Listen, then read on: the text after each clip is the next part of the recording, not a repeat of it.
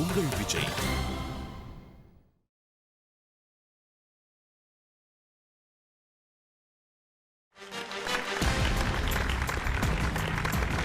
Welcome to Achi Masala, Niya Nana, powered by RRP Housing, co-presented by Sunland, ஒவ்வொரு துளியிலும் energy மற்றும் Adityaram group. அனைவருக்கும் கோபிநாத்தின் அன்பு வணக்கம்.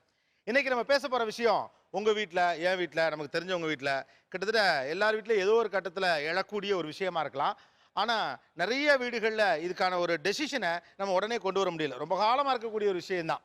கோல்டு ரஷ் அப்படின்னு ஒரு வார்த்தை உண்டு ஆங்கிலத்தில். குறிப்பாக தென் அமெரிக்கா, அமெரிக்க கண்டத்தில் அதை பார்க்கலாம். ஏதாவது கிராமத்தில், ஏதாவது மலை குகைக்குள்ள தங்கம் இருப்பதாக நம்பி கூட்டம் கூட்டமாக போவாங்க. நிறைய பேர் போவாங்க. அதில் நிறைய பேர் செத்து போனாங்க.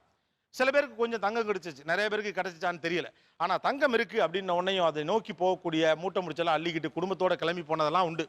நிறைய பேர் இறந்தெல்லாம் போனாங்க. அது இருந்துச்சா இல்லையா அப்படிங்கிறது இன்னமும் கூட பழங்குடிகள் வந்து தங்கத்தை தேடி போகிறது அல்லது புதையலை தேடி போகிறது அப்படிங்கிற ஒன்று உண்டு, இந்த கோல்டு ரஷ் அப்படின்னு. ஏன்னா அதுக்கான வேல்யூ அது இருந்தால் நம்ம வாழ்ந்துடலாம் அப்படிங்கிற ஒரு மனநிலை உண்டுச்சு. ஆனால் அதே மாதிரி நம்ம ஊரில் சமீபத்தில் இருக்கக்கூடிய இன்னொரு ரஷ் அப்படிங்கிறது நிலம், சொத்து, நிலத்தை நோக்கின ரஷ். ஒரு காலகட்டத்தில் பார்த்தீங்கன்னா சொத்து அப்படின்னா ஒருத்தர் சொத்துன்னு ஒன்று இருக்கும், அவசர ஆபத்துக்கு விற்பாங்க. அதுவும் பெரும்பாலும் பக்கத்து வீட்டுக்காரங்களுக்கு தான் விற்பாங்க. அதுக்கு ஒரு வளமையும் இருந்துச்சு. அதுக்கடுத்த கட்டங்கள்னு பார்த்தீங்கன்னா இப்போ இதெல்லாத்தையும் தாண்டி இன்னைக்கு நிலம்ங்கிறது எப்பயோ ஒரு நாள் விற்கிற, எப்பயோ அவசரத்துக்கு விற்கிற, நொடிச்சு போனால் விற்கிற அல்லது கல்யாணத்துக்கு விற்கிறதுங்கிறதெல்லாம் இல்லை. அது ஒரு ஊக பொருளாக மாறிடுச்சு, ஒரு சந்தை பொருள். இன்னைக்கு அது ஒரு மார்க்கெட்டில் இருக்கக்கூடிய கமாடிட்டி. இந்த ஏரியாவுக்கு இவ்வளோ ரேட்டு, அந்த ஏரியாவுக்கு அவ்வளோ ரேட்டுன்னு ஒரு கோல்டு ரஷ், அந்த மாதிரி லேண்ட் ரஷ், சொத்து நோக்கி நம்ம எல்லாரும் அப்படி ஓடிக்கிட்டே இருக்கோம். இது ஒரு பக்கம். ஓகே, அது ஒரு தினந்தோறும் இருக்கக்கூடிய பொருளாக மாறி இருக்கு. ஒரு காலத்தில் அப்படி கிடையவே கிடையாது. அதுக்கடுத்த ஒரு நிலை இருக்கு. சென்னை போன்ற பெருநகரத்தில் நானே பார்த்துருக்கிறேன். ரொம்ப காலமாக சென்னையிலேயே பிறந்து வளர்ந்து சொத்து பத்து அப்படின்னு இருந்தவங்கலாம் பார்த்தீங்கன்னா ஒரு 2 அடுக்கு ஒரு ஒரு தரை தளம், அப்புறம் ஒரு ஃபர்ஸ்ட் ஃப்ளோர், ஒரு செகண்ட் ஃப்ளோர் லெவலுக்குலாம் கட்டியிருப்பாங்க. அப்பா கட்டியிருப்பார். பார்த்தீங்கன்னா ஃபர்ஸ்ட் ஃப்ளோரில் ஒரு அண்ணன் இருப்பார், செகண்ட் ஃப்ளோரில் ஒரு அண்ணன் இருப்பார், கிரவுண்டில் ஒரு அண்ணன் இருப்பார், அல்லது ஒரு தம்பி இருப்பாப்ல. 3 சைடில் ஒரு படிக்கட்டு இருக்கும். 3 பேரும் மூஞ்சி காட்டிக்க மாட்டாங்க. சைடு அப்படியே பார்த்துட்டு இப்படியே ஆடு போவாங்க. எதிர்கொண்டு ஏறி இறங்குறப்ப கூட பேசிக்க மாட்டாங்க. அடிப்படையில் சொத்து இது யாருக்கு, மேல் போர்ஷன் யாருக்கு, கீழ் போர்ஷன் யாருக்கு, யார் எதை எடுத்துக்கிறது, யாருக்கு எவ்வளவுங்கிறத கடைசி வரைக்கும் அவங்களால பிரிச்சுக்கவே முடியறது இல்லை. ஆனால் இந்த சொத்தை பிரச்சனை இல்லாமல் எப்படி வச்சுக்கிறது. There was no other option left to them. அவங்களுக்கு வேற ஆப்ஷனே கிடையாது அது விற்கிறது தவிர. பங்கு வைக்கிறதுக்கு ஆப்ஷன் இல்லை. சரிசமமாக பங்கு வைக்கிறதுனா டிஸ்பியூட் வருது, பிரச்சனை வருது, ஒருத்தர் விட்டு கொடுக்க முடியலை அல்லது விட்டு கொடுக்க விரும்பலை. ஏதோ ஒன்று நடக்கிற காரணத்தினால கடைசியில் என்ன பண்ணுது, ஒரு பிரச்சனை வேணாம்டா, மொத்தமாக 2 கோடி ரூபாய்க்கு வித்துவிட்டு பணத்தை 3ஆக பிரிச்சுக்கிட்டு அல்லது ஏதோ ஒரு கணக்கில் 4 பேரை வச்சு பேசி அதை பிரிச்சுக்கிட்டு ஊர் தாண்டி எங்கேயோ போயிட்டு இது பூர்வீக சொத்தை விட்டுட்டு. ஆக சொத்து பிரித்தல் அப்படின்னு ஒன்றா பிரச்சனை தான். சொத்து அப்படின்னா பங்கு, பங்குனா பிரச்சனை அப்படிங்கிற நிலைமை இருக்கிறது. எப்படியெல்லாம் சொத்து பிரித்தல் நடக்கிறது, நடந்தாலும் அது ஏன் சுமூகமா இல்லை.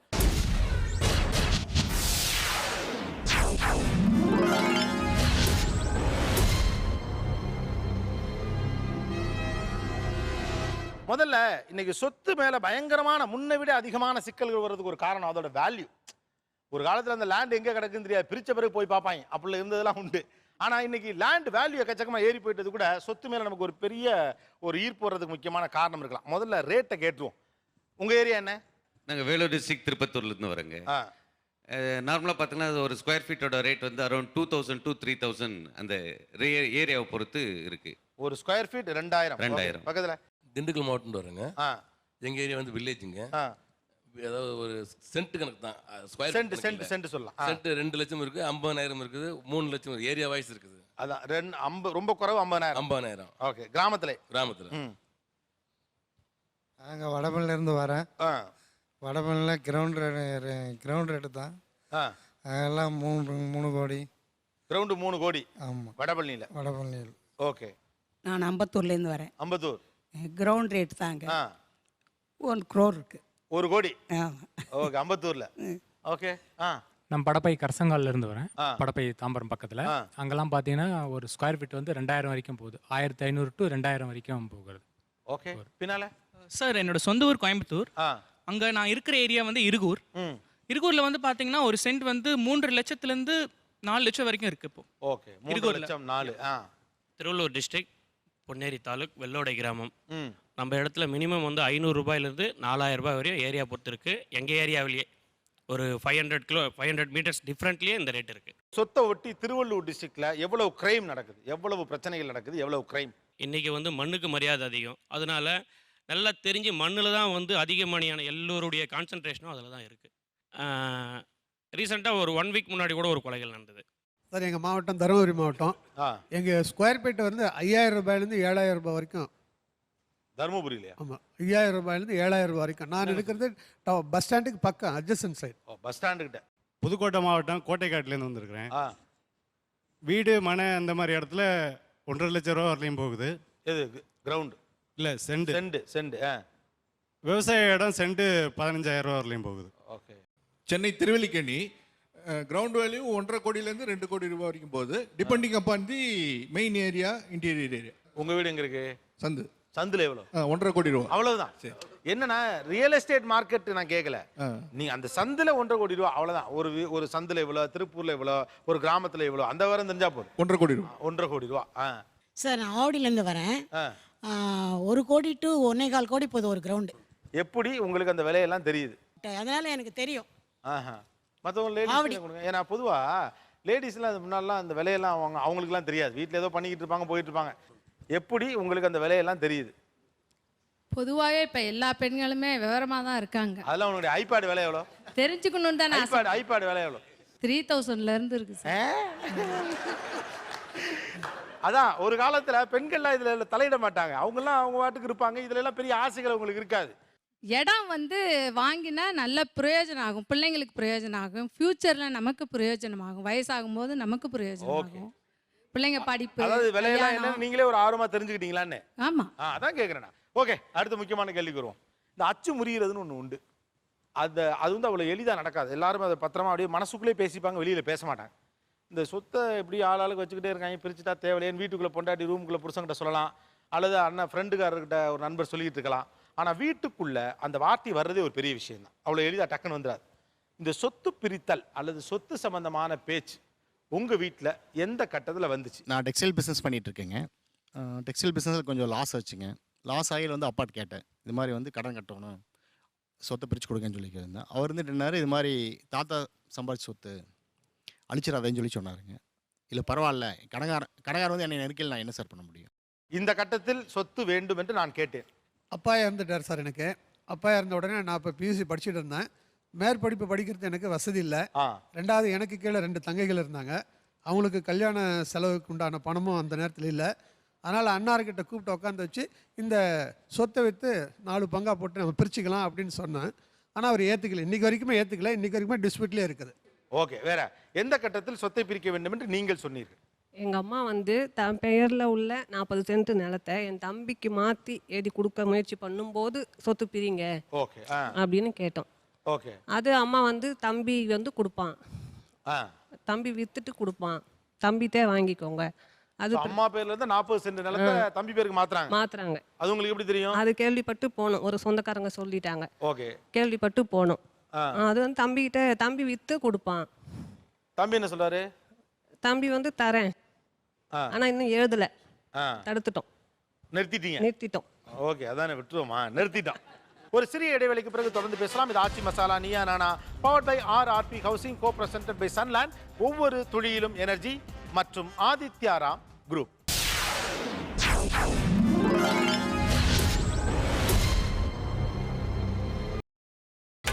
நீங்கள் பார்த்துக் கொண்டிருப்பது உங்கள் விஜய்.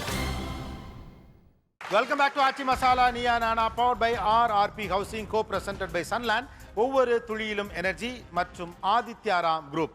எப்போது சொத்தை பிரிக்க வேண்டும் என்று கேட்டீர்கள்? நான் ஒரு டைல்ஸ் கம்பெனியில் வேலை செஞ்சுட்டு இருந்தேன். வேலை செஞ்சுட்டு எனக்கு ஃபேக்ட்ரி வைக்கணும்னு ஒரு ஆசை இருந்தது. எங்களது சொந்தமாக லேண்ட் இருந்தது. சரி, வெளியில் போனால் வாடகை வச்சு மெயின்டைன் பண்ண முடியாதுன்ற ஒரு சூழ்நிலையை கருதி எனக்கு கூட இந்த பாகத்தை நீங்கள் கொடுங்க, நான் டைல்ஸ் ஃபேக்ட்ரி வைக்கணுன்ட்டு நான் கேட்டேன். அவங்க அப்போ கூட்டு குடும்பமாக இருக்கிறதால முடியாதுன்னு சொல்லிட்டாங்க. சிஸ்டருக்கு அந்த சமயம் பார்த்து மேரேஜ் பண்ண ஆரம்பித்தாங்க. இந்த ஒரு லேண்டு வேணும்னா விற்க போகிறோம் பொதுவில், அது வேணும்னா நீ வாங்கிக்கோ. ஸோ என்னுடைய பிஸ்னஸ் டெவலப்புக்காக நான் ஃபைட் பண்ணி சொத்து பிரிக்க சொன்னேன். ஆனால் அப்பவும் பிரிக்கல. என்னுடைய லேண்டை நான் பணம் கொடுத்து நான் வாங்கிக்கினேன். ஓகே, ஆக்சுவலாக நீங்கள் சொன்னது தமிழ்நாட்டில் சொத்து பிரிக்கிறதுல இருக்கக்கூடிய சிக்கல்களில் பல காம்ப்ளெக்ஸ் ரொம்ப முக்கியமான ஒரு காம்ப்ளெக்ஸ் இது. உங்கள் சொத்தை உங்கள் பேருக்கு நீங்களே வாங்கிட்டீங்க? நானே வாங்கிக்கிறேன். ஃபுல் அண்ட் ஃபுல் எங்களோட ப்ராப்பர்ட்டி ஃபுல்லாக எங்கள் தாத்தா பேரில் தான் இருந்தது. அப்பா இருந்தாங்க, சித்தப்பா இருந்தாங்க, எல்லாமே தாத்தா கிட்ட தான் இருந்தது. நான் வந்து அப்போ வந்து ஷாப் வச்சுட்டு இருந்தேன். ஷாப் வச்சுட்டு இருக்கும்போது கொஞ்சம் வருமானம் வரும்போது நான் வீடு கட்டணும்னு சொல்லிட்டு தாத்தா கிட்ட கேட்டேன். அதெல்லாம் இப்போ முடியாது. அந்த இருக்கிற இடத்துல வந்து இப்போ நீ எதுவும் பண்ணக்கூடாது, நான் எதுவாக இருந்தாலும் நான் இறந்ததுக்கப்புறம் பண்ணிக்க. இப்போதைக்கு அந்த வீடு பழைய ஓடி வீடு இருந்தது, அந்த ஓடி வீடை இடிச்சிட்டு நான் புதுசாக மாடி வீடு கட்டலாம் அப்படின்னு சொல்லிட்டு அவர்கிட்ட இது பண்ணேன். அவர் இருக்கிற வரைக்கும், நான் இருக்கிற வரைக்கும் இந்த வீடை இடிக்கவே கூடாது, நான் செத்ததுக்கப்புறம் நீங்கள் எது வேணாலும் பண்ணிக்கங்க அப்படின்னு சொல்லிட்டு கடைசி வரைக்கும் என்னை வீடு கட்ட விடலை. இப்போ அந்த வீட்டை விற்று வீடு கட்டிட்டீங்களா இல்லையா? அந்த வீட்டை இடிச்சிட்டு இப்போ நான் வீடு கட்டிட்டேன். வீடு கட்டிட்டீங்க. எப்போது சொத்தை பிரிக்க வேண்டும் என்று சொன்னீர்கள்? நான் வந்து ஒரு சின்ன விவசாய குடும்பத்திலேருந்து வந்திருக்கேன். அந்த குடும்பத்தில் 5 பேர் நாங்கள் பிரதர்ஸு, நான் கடைசி பிரதர். அந்த நானும் விவசாயம் பார்த்துட்டு இருக்கும்போது தான் ஒரு வேலை கிடச்சி நான் மட்டும் வேலைக்கு போயிட்டேன். இது வந்து ஆட்டோமேட்டிக்காக எங்கள் எல்டர் பிரதருக்கு போயிடுச்சு அந்த பொறுப்பு. கல்யாணம் ஆன பிறகு எனக்கும் ஒரு சில ரிக்குவயர்மெண்ட்ஸ் வந்து நீங்கள் எப்போ சொத்தை பிரிக்கணும்? அப்போது நான் சொன்னேன் அது கிட்டத்தட்ட பிரித்து கொடுங்கன்னு சொன்ன மாதிரி. அவர் அதுக்கு பிறகு யோசித்து சரி மொத்தமாகவே நம்ம டிஸ்போஸ் பண்ணிவிடுவோம் அப்படின்னு டிஸ்போஸ் பண்ணிவிட்டு அதை டிவைட் பண்ணி எனக்கு ஒரு சின்ன போர்ஷன் கொடுத்தார். அதான் வித்துட்டீங்க? வித்தாச்சு. இந்த சொத்து வந்து தாத்தா பேரில் இருந்தது சார், ஒரு வீடு. அது பார்த்திங்கன்னா ஒரு 3-4 போர்ஷன் ஆக்சுவலாக. அது வந்து ரெண்ட்டு விட்டு தாத்தா வாங்கிட்டு இருந்தாப்புல. அவர் இறந்த பிறகு அதை வந்து இருக்கிறவங்க நம்ம வந்து ஷேர் பண்ணிக்க கஷ்டமாக இருந்தது, அந்த ரெண்ட்டு ஒவ்வொருத்தர் போய் வாங்கி பண்ணுறதுக்கு. அதனால் அந்த ப்ராப்பர்ட்டியை வந்து நம்ம விற்றுடலாம், விற்றுட்டு இருக்கிறத ஷேர் பண்ணிக்கலாம்னு சொல்லிட்டு அப்போ டிசைட் பண்ணி அந்த ஷேர் நான் எந்த ஊர்? இங்கே தாம்பரத்தில் சார். என்ன ஆக்சுவலாக சென்னையில் தானே சார் ஈஸியாக அது பாட்டுக்கு வாடகை வந்துக்கிட்டு இருக்கு. வாடகை வந்து ஒருத்தரை வாங்கிட்டா பிரச்சனை இல்லைங்க சார். அந்த வாடகையை 3 பேருக்கு 4 பேருக்கு இபி பில்லு அது எல்லாத்தையும் பார்த்து அதுக்காக பிரிச்சுட்டு மீதி இருக்கிறத 3 பேருக்கு ஷேர் போடணும்னா அது கொஞ்சம் சிரமமாக. என்ன ப்ராப்ளம்னு ஒரு சொத்து இருக்கு, அது ஏற்கனவே இதுலேருந்து வருமானம் வந்துகிட்டு இருக்கு, வாடகை வாங்க போறீங்க, பிரிச்சுக்க போறீங்க. இல்லை சார், அது வந்து நெடுந்தூரம் வந்து வரா சார். ஒருத்தராக போய் ஒருத்தரை அந்த வீடை வாடகை வாங்குறதுக்கு பதிலாக எனக்கு இது அதிகமாக ஒருத்தர் வாடகை அதிகமாக வரல, இன்னும் கம்மியாக வாடகை விட்டுருக்கீங்க, அது மாதிரி டிஸ்பியூட் வருது. வீடை வந்து மெயின்டெனன்ஸ் பண்ணும்போது எல்லாரும் சேர்ந்து அதை மெயின்டெனன்ஸ் பண்ண முடியல. எல்லாருக்கும் பணம் வருது, எல்லாருக்கும் பங்கு வருது, பிரச்சனையே இல்லாமல் அந்த சொத்தை கையில் வச்சுக்கிறதுல என்ன சிக்கல்? ஒரு 6 மந்த் வரைக்கும் நீங்கள் சொல்கிற கருத்தில் தான் சார் இருந்தோம். அது கண்டினியூ பண்ண முடியல. அந்த சூழ்நிலையில் தான் பிரிச்சிடலாம். ஒரு ரேட்டு வந்து நம்ம கொடுத்துட்டு. எவ்வளோ குத்திங்க? அந்த ரேட்டுக்கு வந்து ஒரு 30 ரூபா கிட்ட விற்றோம். 30 லட்ச ரூபா. இன்னைக்கு அந்த சொத்து இருந்து அதோட மதிப்பு மினிமம் வந்து 1 crore மேலே தான். மினிமம் 1 crore மேலே தான். இப்போ ஆழமாக யோசிச்சு பார்த்தா நீங்கள் பிரிச்சுக்கிட்டு வேற சொத்து வாங்கினது லாஸா கெயினா? இல்லை சார், லாஸு. அதை விட வந்து நிம்மதின்றது ஒரு கெயின்ஸு. கூச்சல் குழப்பம் சண்டை அது மாதிரி வர வாய்ப்பு இல்லாமல் நிம்மதி தான் பெரிய சொத்து சார். இவர் வந்து அதை வித்து பண்ணுங்கிறார். வித்துட்டோம் ஏன்னா அதான் நல்லது அப்படிங்கிறார். ஏன் வித்துன்னு நினைக்கிறீங்க? அவ்வளோதான். அவருக்கு உங்கள்ட்ட பதில் என்னென்ன? இல்லை சார், அது விற்கிறது வந்து அவங்க இந்த தற்காலிக சூழ்நிலையை பார்க்குறாங்க சார். இப்போ வந்து காசு இல்லைன்னு பார்க்குறாங்க. அதுக்கு வித்துட்டா எனக்கு ஒரு 20 லட்சமோ 10 லட்சமோ கிடைக்கும், அதை வச்சு நான் பிஸ்னஸ் பண்ணலான்னு யோசிக்கிறாங்க. ஆனால் குடும்பம் உடையிறது அவங்க அங்கே பார்க்கறது இல்லை. இப்போ அந்த காசு வந்ததுக்கப்புறம் ஒரு பெரிய கேள்வி என்ன ஆகுதுன்னா, ஒரு சொத்து இருக்குது, பிரிச்சிடுறாங்க. ஆளுக்கு 20 லட்சம் வந்துடுது, ஏதோ ஒரு பிரச்சனை, பட் பிரிச்சிடுறாங்க. நாளைக்கு அவர் வீட்டு பசங்க கல்யாணத்துக்கு நீங்கள் போகும்போது அதே ஒரு உரிமையோட பாசத்தோட உங்களால் போக முடியுமா? நிச்சயமாக போக முடியும். ஏன்னு கேட்டிங்கன்னா, ஒரே இடத்துல இருந்து சண்டை போட்டுக்கிட்டே இருக்கிறத விட தனித்தனியாக இருந்தால் செடியும் பகை, தூரம் இருந்தால் எல்லாம் சொந்தம் நெருங்கி நிற்கும். இதுதான் சார் உண்மை. அவர் சொல்கிற பிரகாரம் அதே இடத்துல இருந்துக்கிட்டு அதே கொள்கையில் இருந்துக்கிட்டு கடைசி வரைக்கும் இது வரல, அதில் கம்மியாக இருக்குது, இது அதிகமாக இருக்குது, இது அப்படின்னு பிரச்சனை வர்றதை விட அவங்க தனியாக இருந்துக்கிட்டால் நிச்சயமாக அவர் சொல்கிறது மாதிரி இருக்காது, எல்லாம் சந்தோஷமாகவே இருக்கலாம், நல்லாவும் இருக்கலாம் சார். இதான் என் கருத்து. இல்லை சார், அது பிரிக்கும் போது நீங்கள் பார்த்தீங்கன்னா கடைசியில் என்ன ஆயிரும்னா, இப்போ நானும் நீங்களும் பேசிக்கிற மாதிரி ஆயிரும். நீங்கள் அண்ணன் தம்பி பேசின மாதிரி இருக்காது. நிச்சயமாக ஆகாது. ஏன்னா உறவு முறையில் வந்து சார் உறவு முறை வந்து மாற்ற முடியாது சார். சொத்து தான் மாறப்போகுது, உறவு முறை நிச்சயமாக மாறாது. அண்ணன் தம்பின்றது மாறாது. ஒரே இடத்துல இருந்தா அவர் சொல்ற உறவு முறையெல்லாம் மாறாது, அணுகுமுறை மாறிடும்ங்கிறார். இப்போ நீங்கள் சொத்து பிரிச்சுட்டா மனஸ்தாபம் வரும். நீங்கள் இப்போ நாங்கள் 2 பேரும் ஒரே வண்டியில் தான் வரோம், ஒரே ஃபேமிலியில் தான் வந்திருக்கோம். என் மிஸ்ஸஸ் பசங்க அவரோட பசங்க எல்லாம் ஒன்றா தான் அங்கே வந்து உட்காந்துருக்கோம். எங்களுக்குள்ள அந்த ஒரு அவரோட ஃபங்க்ஷன் நாங்கள் போகிறோம், என்னோட ஃபங்க்ஷன் அவர் போகிறோம். எங்கள் அக்காவுக்கு என்ன வேணும்னா நாங்கள் 2 பேரும் சேர்ந்து ஒன்றா தான் போகிறோம். அவங்களுக்கு தேவையானது எல்லாம் ஒன்றா தான் பண்ணுறோம். அம்மாவுக்கு என்ன தேவை எல்லாம் ஒன்றா தான் பண்ணிட்டு இருக்கோம். எங்களுக்குள்ள அந்த சண்டை கண்டெல்லாம் சின்ன சின்ன ஒரு ஃபங்க்ஷனில் ஆனால் சின்ன மனஸ்தாபம் வரும். இது சொத்து பிரச்சனை பொறுத்த வரைக்கும் சொத்து வந்து நாங்கள் 2 பேருமே சேர்ந்து தான் இது பண்ணிக்கலாம். இப்போ எங்கள் 2 பேர் பேரில் ஒரு சொத்து பிரிக்காமல் தான் இருக்குது. வீடெல்லாம் பிரிச்சிட்டோம், ஒரு சொத்தை மட்டும் இன்னும் பிரிக்க முடியல. அது வந்து எல் ஷேப்பில் இருக்கிறதுனால அதை சரிபாகமாக பிரிக்க முடியலன்னு சொல்லிட்டு இப்போ 2 பேர் பேரில் தான் அந்த சொத்தும் இருக்குது. இன்னும் தான் 2 பேருமே சேர்ந்து போட்டு வித்துறோம். மற்ற சொத்தெல்லாம் தனித்தனியாக பிரிச்சிட்டோம். இருந்து சண்டை போகிறத விட தனித்தனியாக பிரிச்சுட்டு நம்ம இல்ல இருந்தா சண்டை தான் வரும்னு எப்படி சொல்றீங்க? அங்கதான் இடிக்குது. அதாவது ஏன் சண்டை வரும்னா இல்ல இவ்வளோ ஒரே நிமிஷம் தூரத்துல கீழே இவ்வளவு ஒட்டுதலா அண்ணன் பிள்ளைகளோட தம்பி பிள்ளைகளோட இருக்கீங்கல்ல. நாங்கள் 2 பேரும் ஒரே பிளட். சரி. எங்களுக்குள்ள அண்டர்ஸ்டாண்டிங் ஆகிடும். சரி. வெளியிலேருந்து வரவங்க வந்து வேற. நீங்க என்ன சொல்றது புரியுது எனக்கு. நாங்க 2 பேரும் ஒரே ரத்தம் விட்டு கொடுத்துக்குவோம். வர்றவங்க அப்படி இருக்க மாட்டாங்க அப்படின்னு சொல்றீங்க. ஆமா உண்மைதான். இப்போ வர்றவங்களுக்காக தான் நீங்க பிரிச்சுக்கிறீங்க. அப்படிலாம் கிடையாது. இந்த எங்க விஷயத்துல வந்து அந்த மாதிரிலாம் நாங்கள் பிரிச்சுக்கல. அது ஒன்றுமே ஒரு சிம்பிள் ப்ராப்ளம் தான் சார் இருக்கும். ஒரு கோலம் போடுற பிரச்சனை, தம்பி பொண்டாட்டி தான் போடணும், அண்ணன் பொண்டாட்டி தான் போடணும், இந்த ஒரு சின்ன சின்ன பிரச்சனைல தான் அண்ணன் தம்பிக்குள்ள கண்டிப்பாக சண்டை வரும். இல்லை நீங்கள் லாஜிக்கலாக நீங்கள் எல்லாரும் என்ன ட்ரை பண்ணுறீங்கன்னா சைஸ் டவுன் பண்ணி பொண்ணுங்க மேலே டவால் தூக்கி போகிறீங்க. உண்மை அதுதான்.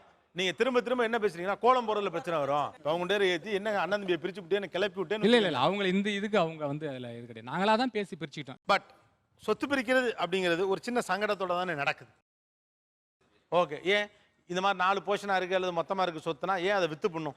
ஏன் உடனே வித்துறணும்? பொதுவாக இந்த விற்கணுன்ற மனசு வரதுக்கு காரணம் என்னன்னா, இன்னைக்கு இருக்கிற சூழ்நிலைக்கு மொத்தமாக பணத்தை பார்த்துக்கணும். மொத்தமாக பணத்தை பார்த்துடலாம். அதான் யதார்த்தம். இது மொத்தமாக பணத்தை பார்க்கும்போது அன்னைக்கு உண்டான விஷயம் நம்மளுக்கு பல்கா இவ்வளோ அமௌண்ட் இருக்குது, இதை வச்சு நம்ம தனியாக சுயராஜ்யம் நம்ம என்ன நினைக்கிறோமோ வாழ்க்கையில் அதை சாதிச்சுட்டு போகலாம். அங்கே இருந்து சித்தப்பாவுக்கு பயந்துன்னு, பெருப்பாவுக்கு பயந்துன்னு, அண்ணனுக்கு பயந்துன்னு, தம்பிக்கு பயந்துன்னு, இந்த இது எதுக்கு அவங்க ஒரு வார்த்தை சொல்லணும், இவங்க ஒரு வார்த்தை சொல்லணும். மொத்தமாக நம்மக்கிட்ட இருந்துச்சு, நம்ம சௌகரியம் நம்ம தேவை நம்ம செஞ்சிடும். ஓகே, ஏன் இந்த மாதிரி 4 போர்ஷனாக இருக்குது அல்லது மொத்தமாக இருக்குது சொத்துனா ஏன் அதை விற்று பண்ணும்? ஏன் உடனே வித்துறணும்? இதே நாங்கள் அண்ணன் தம்பி 3 பேர் சார். விருவம்பாக்கத்தில் வீடு. நான் வடபழனியில் கடை வச்சுருக்கேன். எங்கள் பிரதர் கோடம்பாக்கத்தில் கடை வச்சுருக்காரு. அவர் இன்னொருத்தர் விருவம்பாக்கத்தில் கடை வச்சுருக்காரு. எல்லா மெயின்டெனன்ஸும் அவர் தான் பார்த்துட்ருக்காரு. சில நேரத்தில் அவருக்கும் ஒரு கஷ்டம் வருது. இவனுங்கெல்லாம் வந்து பார்க்க மாட்டேங்கிறாங்க, நான் தான் எல்லாத்தையும் மெயின்டைன் பண்ணிக்கிட்டு இருக்கேன், அப்படின்றதுக்கு நம்ம பார்க்கணும் அப்படின்னு அவருக்கும் சில நேரம் அவர் வேலை தடைப்படுது. அதனால் நான் கேட்குறது ஏன் உடனே விற்று பண்ணுன்னு கேட்குறேன். விற்று ஒரு சொத்து மொத்தமாக இருக்குங்க, விற்கிறது இல்லை சார். அந்த மெயின்டைன் பார்க்குறது ரொம்ப கஷ்டம் சார். என்னமோ உலகமாக மெயின்டெனன்ஸ் ஏன் விற்கணும் அவ்வளோதான் சார். இப்போது அண்ணன் தம்பிக்கு ஆக்சுவலாக பார்த்தீங்கன்னா பிரதர்ஸ் இருக்காங்க, ஒரே வயிற்றில் பிறந்தவங்க. இந்த பணம்னு வரும்போது பார்த்தீங்கன்னா மென்டாலிட்டி சேஞ்ச். இப்போது எனக்கு ஒரு மென்டாலிட்டி என்னென்னா, என்கிட்ட ராஜ்யம் இருக்கணும், நான் தான் வந்து பெரியவன், நான் வந்து எல்லாத்தையும் மெயின்டைன் பண்ணணும். கௌரவன்றதை விட 2வது கௌரவ பிரச்சனைன்றது பார்த்தீங்கன்னா இதில் வராது. நான் வந்து மெயின்டைன் பண்ணணும் எல்லாத்தையும், என்கிட்ட தான் இருக்கணும், நான் பார்த்து கொடுப்பேன்டா உனக்கு, நீ யாரா கேட்குறது? அப்படி இல்லை சார். 2 பேருக்கு சம உரிமை வேணும் சார். நானும் பார்க்குறேன், நீனும் பார். நான் பாதி பக்கம் பார்க்குறேன், நீனும் பாதி பக்கம் பார். 2 பேர் சேர்ந்து 2 பேர் ஒன்றா பார்ப்போம். அதான் நான் சொல்கிறது. எதுக்கு அடி பிரித்து பேசணும்? 2 பேர் சேர்ந்து ஆக்சுவலாக வந்து டிபேட்காக நான் வரல. பொதுப்படையாக நான் என்ன சொல்ல வரேன்னா, இது ஒரு ரீசன் இன்னைக்கு இருக்கிறதுன்னு சொல்ல வரேன். அவர்தான் உங்க தம்பி இல்லையா? ஆமாம், வேற யாரும் கிடையாது. வேற எதுக்காக வித்துணும்னு நினைக்கிறீங்க? தன்னிச்சையாக எந்த முடியுமே எடுக்க முடியாது சார். தன்னிச்சையாக எடுக்க முடியாது. இப்போ எனக்கு ஒரு கஷ்டம், வேறு ப்ராப்பர்ட்டி எனக்கு இல்லை, அந்த ப்ராப்பர்ட்டி மட்டும்தான் எனக்கு இருக்குது. நான் போய் அதை போய் பேங்க்கில் வச்சு லோன் வாங்க முடியாது. ஏன்னா 4 பேரும் அதில் வந்து ஒத்துழைச்சா 4 பேரும் சைன் பண்ணால் தான் வாங்க முடியும். அப்படின்ற பட்சம் எனக்கு தேவைன்ற பட்சத்தில் வந்து அவங்க 4 பேரும் எனக்கு கையெழுத்து போடுவாங்களா? போட மாட்டாங்க. இப்போ என்கிட்ட தனியாக இருந்தேன்னா அதை நான் வச்சு எது வேணாலும் பண்ணலாம். நான் விற்கலாம், வாங்கலாம், எது வேணாலும் பண்ணிக்கலாம் சார். அதுக்கு ரீசன் அது மட்டும் இல்லை. இப்போ 4 பேரில் பார்த்தீங்கன்னா அந்த சொத்தோட டாக்குமெண்ட்டை வச்சு மற்றவங்க கடை வாங்கி அழிச்சிக்கிட்டு இருப்பாங்க. அது மெயின் ரீசன் ஆகும். 4 பேர் ஒழுங்காக இருக்க மாட்டாங்க. ஒருத்தவங்க எதுக்காச்சும் அடிக்ட் ஆகிட்டு அந்த சொத்தை காலி பண்ணி அடி வைப்பாங்க. அப்போ என்ன பண்ணணும்னு கேட்டாக்கா, கீழே உள்ளவங்க என்ன பண்ணுவாங்க, அப்படி அது போகக்கூடாது, சொத்து போகக்கூடாது, அது பிரிச்சுட்டு டிவைட் பண்ணிக்கலாம். இதுதான் மெயின் ரீசன். மேக்ஸிமம் எல்லா இடத்துலையும் கிராமப்புறத்தில் இருக்குது. அது காரணம். வேற என்ன ரீசன்? எதுக்காக அதை வித்து பண்ணும்? நம்ம வந்து இங்கே கிட்டையே பார்க்குறோம் சார். நம்ம வந்து ஜென்ரேஷன்ஸ் விட்டு பார்க்கணும். இப்போ எங்கள் கொள்ளு தாத்தா வந்து ஒரு வீடு வச்சுருக்காருன்னா, அது அப்போ வந்து அவங்க ஒத்துமையாக இருந்து அவங்க பிரிக்காமல் வச்சுருந்துருப்பாங்க. அடுத்து எங்கள் தாத்தாக்கு எங்கள் அப்பா கூட பிறந்தவருன்னு பார்த்தீங்கன்னா ஒரு 8 பேர். அப்படி பிரிய என்கிட்ட வந்து என்ன நிற்குது, அந்த ஒரு வீட்டுக்கு நிறைய பங்காக வந்து நிற்கிது. அப்படி பார்த்தீங்கன்னா அந்த சொத்து வந்து பிரச்சனைகள் நிற்கிது. இதுக்காக வந்து மூத்தவங்க என்ன முடிவு எடுக்கிறாங்க, முன்னாடியே வித்துடலாம். இது வந்து ஒரு நியாயமான கருத்து சார். ஆக்சுவலாக கிளியரான ஒரு பிக்சர் சொல்லார். ஒரு 3 தலைமுறை வந்துட்டாலே பிரான்ச்சஸ் பிரிச்சா 24 பேர் வந்துடுவாங்க. அப்போ பங்கு ரொம்ப சின்னதாயிரும். 24 பேரும் ஒத்துக்கிறது அப்படிங்கிறது பெரிய சிக்கலில் வந்து முடியும். அப்போ நீங்கள் ஒரு லேண்ட் வாங்குறீங்கன்னு வச்சுங்களேன், எந்த கட்டத்தில் அதை வித்து பண்ணணும்னு நினைக்கிறீங்க? எங்கள் அப்பா வாங்கின சொத்து எனக்கும் என் தம்பி இல்லை என் தங்கச்சிக்கே பிரித்து கொடுத்துடணும், அங்கேயே வித்துறணும். ஒரு சிறிய இடைவெளிக்கு பிறகு தொடர்ந்து பேசலாம். இது ஆச்சி Masala Neeya Naana, powered by RRP housing, co presented by Sunland, ஒவ்வொரு துளியிலும் எனர்ஜி மற்றும் ஆதித்யாராம் குரூப்.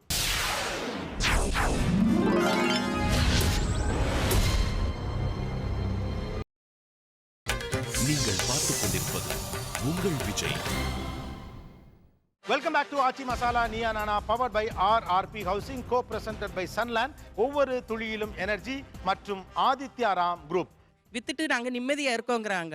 ஆனா எங்க வீட்டுல பாக பிரச்சனை பின்னாடி அண்ணன் தம்பிங்களுக்குள்ள பேச்சு இல்லை, பேச்சுவார்த்தை இல்லை எங்க வீட்டுல. அவங்க வந்து நாங்க பிரிச்சுட்டு நிம்மதியா இருக்கோங்கிறாங்க. நாங்க வந்து பிரிச்ச பின்னாடி 34 வருஷம் ஒன்னா பிசினஸ் பண்ணவங்க. இப்ப பேச்சுவார்த்தை இல்லை 10 வருஷமா எங்களுக்கு. நாங்க பிரிச்சதுனால எங்களுக்கு பேச்சுவார்த்தை இல்லை. நாங்க பிரிக்க சொல்லல, அவங்க பிள்ளைங்கெல்லாம் வளர்ந்துட்டாங்கன்னு சொல்லி அவங்க பிரிச்சு இப்ப எங்களுக்கு பேச்சு நாங்களும் எங்க மச்சவங்களும் பேசுறது இல்லை. சொத்து பிரிப்பதில் உண்மையில் இருக்கும் சங்கடம் என்ன? பக்கத்துல கொடுங்க. சொத்து பிரிக்கிறது வந்து சங்கடத்தை தான் சார் கொண்டு வருது. சங்கடத்தை கொண்டு வருது என்ன மாதிரி?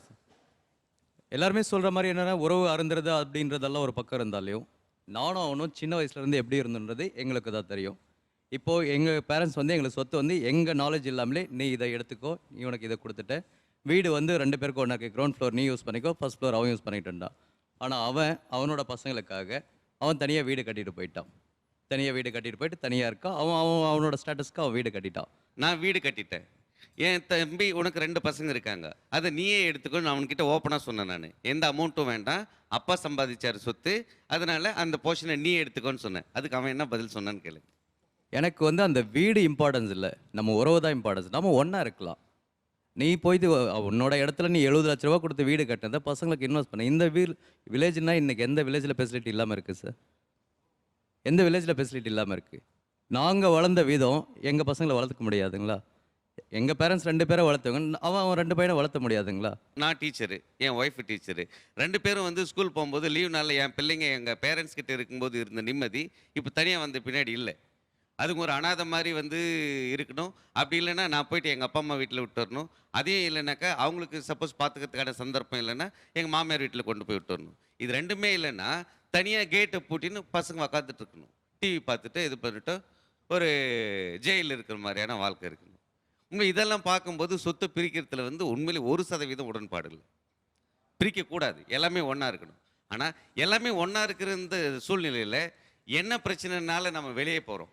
சில காரணங்கள் வந்து பார்த்தீங்கன்னாக்கா ஃபேமிலியில் வந்து யாரால் பிரச்சனை வருதுன்னே எங்கே சொல்ல முடியல. உண்மையான விஷயமே சொத்து பிரச்சனையிலேருந்து அண்ணன் தம்பிங்க பேசிக்கிறதுலேருந்து யார் வந்து எதை கொளுத்தி போட்டு போகிறாங்கன்னு எந்த நேரத்துலன்னு தெரியல.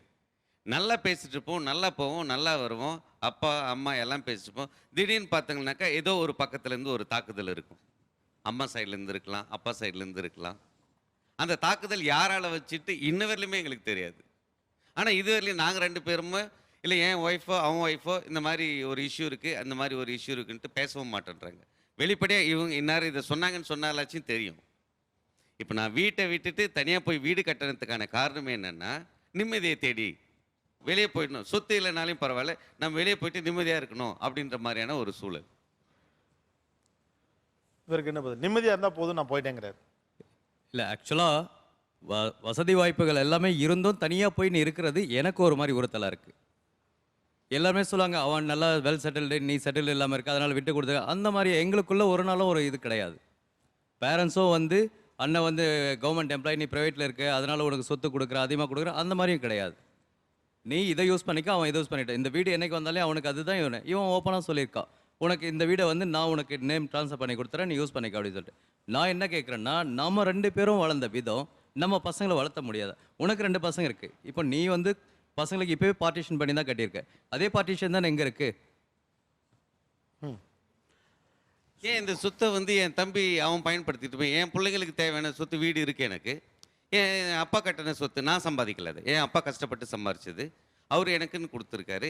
என் தம்பியோட எதிர்காலத்தை நினச்சி நான் என்ன சொல்கிறேன்னா, உனக்கு 2 பையன் இருக்குது, அந்த சொத்தை நீயே எடுத்துக்கோ. இப்போ நான் என்னன்றேன், நேம் ட்ரான்ஸ்ஃபர் பண்ணி கொடுத்துட்றேன். இப்போ நல்லா இருக்கும்போது அப்பா நல்லா இருக்காரு, அம்மா நல்லா இருக்காரு, நான் நல்லா இருக்கேன், எல்லாம் நல்லா இருக்கும்போது அந்த சொத்தை வந்து உன் பேருக்கு எழுதி கொடுத்துட்றோம்.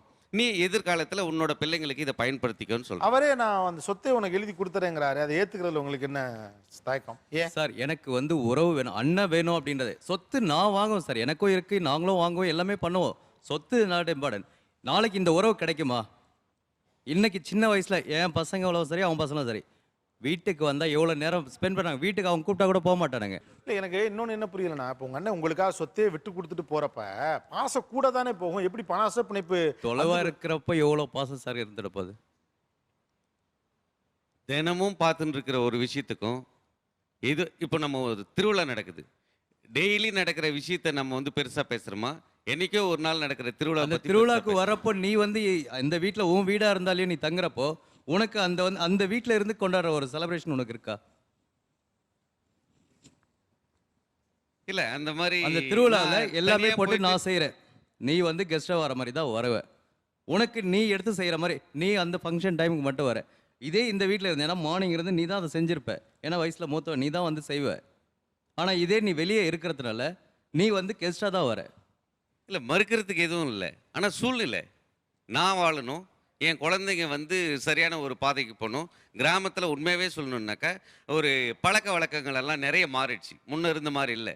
சமூகத்தில் என் பிள்ளைய வந்து நான் வந்து ஓரளவுக்காச்சும் ஒரு மறுப்பு மரியாதையோட வளர்த்தணும் அப்படின்னு நினைக்கிறேன். ஒரு கிராமத்திலே இருக்கிற தம்பி நகரத்துக்கு நகர்ந்து விட்ட அண்ணன். நிறைய தமிழ்நாட்டில் இருக்க நிறைய ஸ்லைசஸில் இது ரொம்ப முக்கியமான ஸ்லைஸ். இப்போ ரெண்டு பேரும் ரொம்ப மாடர்னான ஆட்கள் தான், ரெண்டு பேரும் ரொம்ப நல்ல ஆட்கள் தான். ஆனால் சிக்கல் வேறு மாதிரி இருக்கு. ஓகே, பக்கத்தில் சொத்து சரியாக பிரிக்கப்பட்டதா? அது இல்லை. ஆனால் நாங்கள் வந்து என்ன பிரிக்கல, என்ன குறை? நாங்கள் கேட்கல. நாங்கள் சொத்து சரியாக பிரிக்கல சார், சொத்து சரியாக பிரிக்கல. எப்படி பிரிச்சிருக்கணும்? சொத்து வந்து 2ஆக பிரிச்சிருக்கணும், கூட பிறந்த அக்கா தங்கச்சி எல்லாம் சேர்த்து பிரிச்சிருக்கணும். ஆனால் என்னுடைய பிரதர் வந்து என்ன சொன்னார், நீங்கள் விவசாயம் பார்த்துட்டு இருக்க, உனக்கு என்ன வேணுமோ எடுத்துட்டு மீதி இருந்தால் எனக்கு கொடு, அப்பாங்கிற பேருக்கு எனக்கு ஏதாவது ஒன்று கொடு, எனக்கு அது வேணும் இது வேணும்னு கேட்கல. அதே மாதிரி என் கூட பிறந்த பெண்கள் அத்தனை பேரும் பாகவஸ்தி பண்ணியாச்சுமா, பாகவஸ்தி பண்ணதுக்கெல்லாம் இவங்களுக்கு சொல்லலை, பாகவஸ்தி பண்ணியாச்சுமா என்னம்மா செய்யலாம்னு வந்து ஒன்றும் பேசல, பாகவஸ்திக்கு போட்ட நிமிஷம் கையெழுத்து போட்டு கொடுத்துட்டு போயிட்டாங்க. நாங்களாக பார்த்து இந்த பிள்ளைகளுக்கு அது வேணும் நாங்களாக பார்த்து கொடுத்ததே தவிர அவங்க பார்த்து எனக்கு இது வேணும் அது வேணும் டிமாண்ட் பண்ணல. சந்தோஷமா, அதாவது சந்தோஷமா பிரிச்சுட்டு தவிர சரியான முறையில் சொத்து வந்து எனக்கு தான் அதிகமான சொத்து வந்துருக்குது. என் தம்பிக்கு நான் வச்சிருக்க சொத்துல 10ல் 1 பங்கு தான் தம்பி கொடுத்துருக்கான். நான் 10% வச்சிருக்கேன், அவன் 1% வச்சிருக்கான். யாரும் எதுவும் பேசல. பட் ஏன் ஈக்குவலாக பங்கு வைக்க முடியல? தம்பி வேணான்ட்டான், நீ வச்சுக்க, நீ 3 பிள்ளைய வச்சிருக்க, ஏன் நான் வசதியாக இருக்கேன், பையன் ஃபாரின்ல இருக்கான் நல்லா இருக்கான், எனக்கு நீ வச்சது போக மீதி கொடுன்னு தான் கேட்டேன் தவிர அது வேணும் இது வேணும் கேட்கல. உனக்கு என்ன வேணுமோ எடுத்துட்டு மீதி இருந்தால் எனக்கு கொடு, அப்பாங்கிற பேருக்காக கொடு. இன்னும் நாங்கள் போனாலும் நல்லா சண்டை போட்டுக்குவோம், திட்டிக்குவோம், வாய்க்கு வந்தபடி திட்டுக்குவோம். அப்பா இருந்தப்ப எல்லாருக்கும் ஒரு கடை கொடுக்கணும், நிறைய சொத்து, அக்கா ஒரு கடை கொடுக்கணும்னு சொன்னாரு. நாங்கள் பொம்பளை பிள்ளைங்க யாருமே டிமாண்ட் பண்ணல, வேணும்னா கேட்டுருப்போம். நாங்கள் யாருமே டிமாண்ட் பண்ணல. இது சரியா பிரிக்கலன்னு சொல்லியாச்சு. ஆமா, சரியா பிரிக்கிறதுனா எப்படி பிரிச்சிருக்கணும்னு சொல்லுங்க. இப்ப சரியா பிரிக்கணும்னா வீடெல்லாம் ஒரு எவ்வளவு இருக்குன்னு சொத்து மதிப்பு போட்டு பிரிச்சிருக்கணும், எல்லாரும் பிரிச்சிருக்கணும். சொத்து பிரிப்பதில் என்னென்ன பிரச்சனைகள் வருகின்றன, என்னென்ன சிறு சிறு சங்கடங்கள் வருகின்றன? மிஸ் அண்டர்ஸ்டாண்டிங் வரும் என்னை பொறுத்த வரைக்கும். என்ன மிஸ் அண்டர்ஸ்டாண்டிங்? நீ வந்து லேட்டா சம்பாதிக்க ஆரம்பிச்சப்பா, நீ கொஞ்சம் கம்மியா எடுத்துக்க, எனக்கு கஷ்டங்கள் நிறைய இருக்கு, நான் அப்பத்துல இருந்து வீட்டுக்காக செலவு பண்ணிட்டேன் நிறைய, எனக்கு கல்யாணம் ஆகி நீ உனக்கு வந்து ஒரு 10 வருஷம் கழிச்சு தான் கல்யாணம் ஆச்சு, நீ கம்மியா எடுத்துக்க. நான் பொதுப்படையா சொல்றேன். இந்த மாதிரி ஒரு சின்ன சின்ன சங்கடங்கள் வரும். அண்ணன் என்ன சொல்லுவார்னா, நான் அப்பத்துலேருந்தே செலவு பண்ணேன், நான் அதெல்லாம் சேர்த்து வச்சிருந்தா நான் பெரிய ஆளாக இருக்கலாமே, நான் வேற எங்கேயாவது சொத்து வாங்கி நான் இன்னும் கொஞ்சம் இதுவாக இருக்கலாமே, நீ இன்னைக்கு நல்லா இருக்கிய, நீ கொஞ்சம் கம்மியாக எடுத்துக்க, நான் கொஞ்சம் நிறைய எடுத்துக்கிறேன். எனக்கு சொத்து பிரிக்கும் போது இந்த சின்ன சங்கடம் ஏற்பட்டது, அது என்னது? தேவகோட்டையில் எங்கள் வீட்டில் இப்போ ஒரு பெரிய இடம் இருந்துச்சு, காலி இடம், அது பூர்வீக சொத்து. அது வந்து எங்கள் அப்பா விற்கிறேன்னு சொல்லலை, வாங்குறவங்க நாங்கள் வாங்குகிறோம், நீ கையெழுத்து போட்டால் நாங்கள் வாங்குவோம்னு சொன்னாங்க. எங்கள் அப்பா கேட்டதுக்கு இல்லை, நாங்கள் கொண்டு போய் விற்கலை, நாங்கள் விற்றாலும் பெரிய வீட்டு செலவெல்லாம் இருக்குது, ரிப்பேர்லாம் இருக்குது, உனக்கு கொடுக்க முடியாது அப்படின்ட்டாங்க. சரி, நான் அதையும் விட்டுட்டேன். இங்கே மயிலாப்பூரில் வீடு இருந்தது, அதை 3 பேர் அண்ணன் தம்பி எடுத்துக்கிட்டாங்க. அப்போ எனக்கு நான் ஒரே பொண்ணு, எனக்கு தரணும்ல, தரல. நானும் சரி பார்த்தேன், பொது மனசில் வச்சு சொல்லி பார்த்தேன், அவங்க ஒன்றும் கொடுக்கல. சரி, நான் பெருந்தன்மையாக விட்டுட்டேன், வாங்கிக்கல விட்டுட்டேன். அவங்களா என்னைக்கான மனசு வந்து தந்தா வாங்கிக்குவேன். பேசுவோம் ஒரு சிறிய இடைவேளைக்கு பிறகு. இது ஆச்சி Masala Neeya Naana, powered by RRP housing, co presented by Sunland, ஒவ்வொரு துளியிலும் எனர்ஜி மற்றும் ஆதித்யாராம் குரூப்.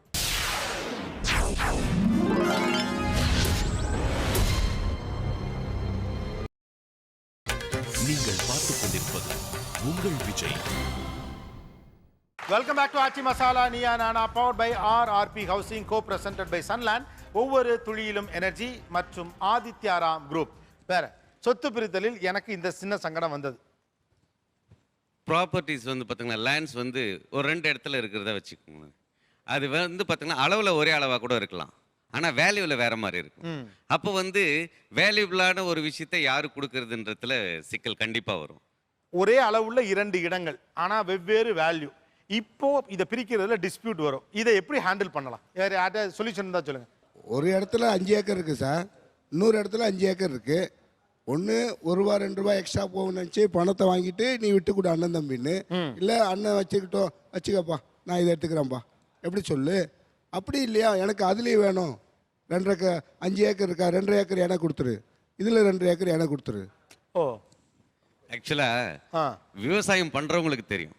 மேல் போக்காக பார்க்கும்போது இந்த 2 இப்போ சும்மா சாதாரணமாக சொல்லலாம் 2 ஏக்கரை இதில் வச்சுக்க, அது 2 ஏக்கரை வச்சுக்க, வேல்யூ மாறாதுன்னு சொல்லிடலாம். விவசாயம் பண்ணும்போது ஆளை கூட்டு போகிறதுலேருந்து நடவு நடுறதுலேருந்து அறுப்புலேருந்து அதை வெளியே ஏற்றுற வரையிலையும் 2 இடத்துல நடவு நட்டுன்னு 2 இடத்துல அறுவடை வச்சுன்னு 2 இடத்துல மெயின்டெனன்ஸ் முடியுமா? எப்படி முடியும்?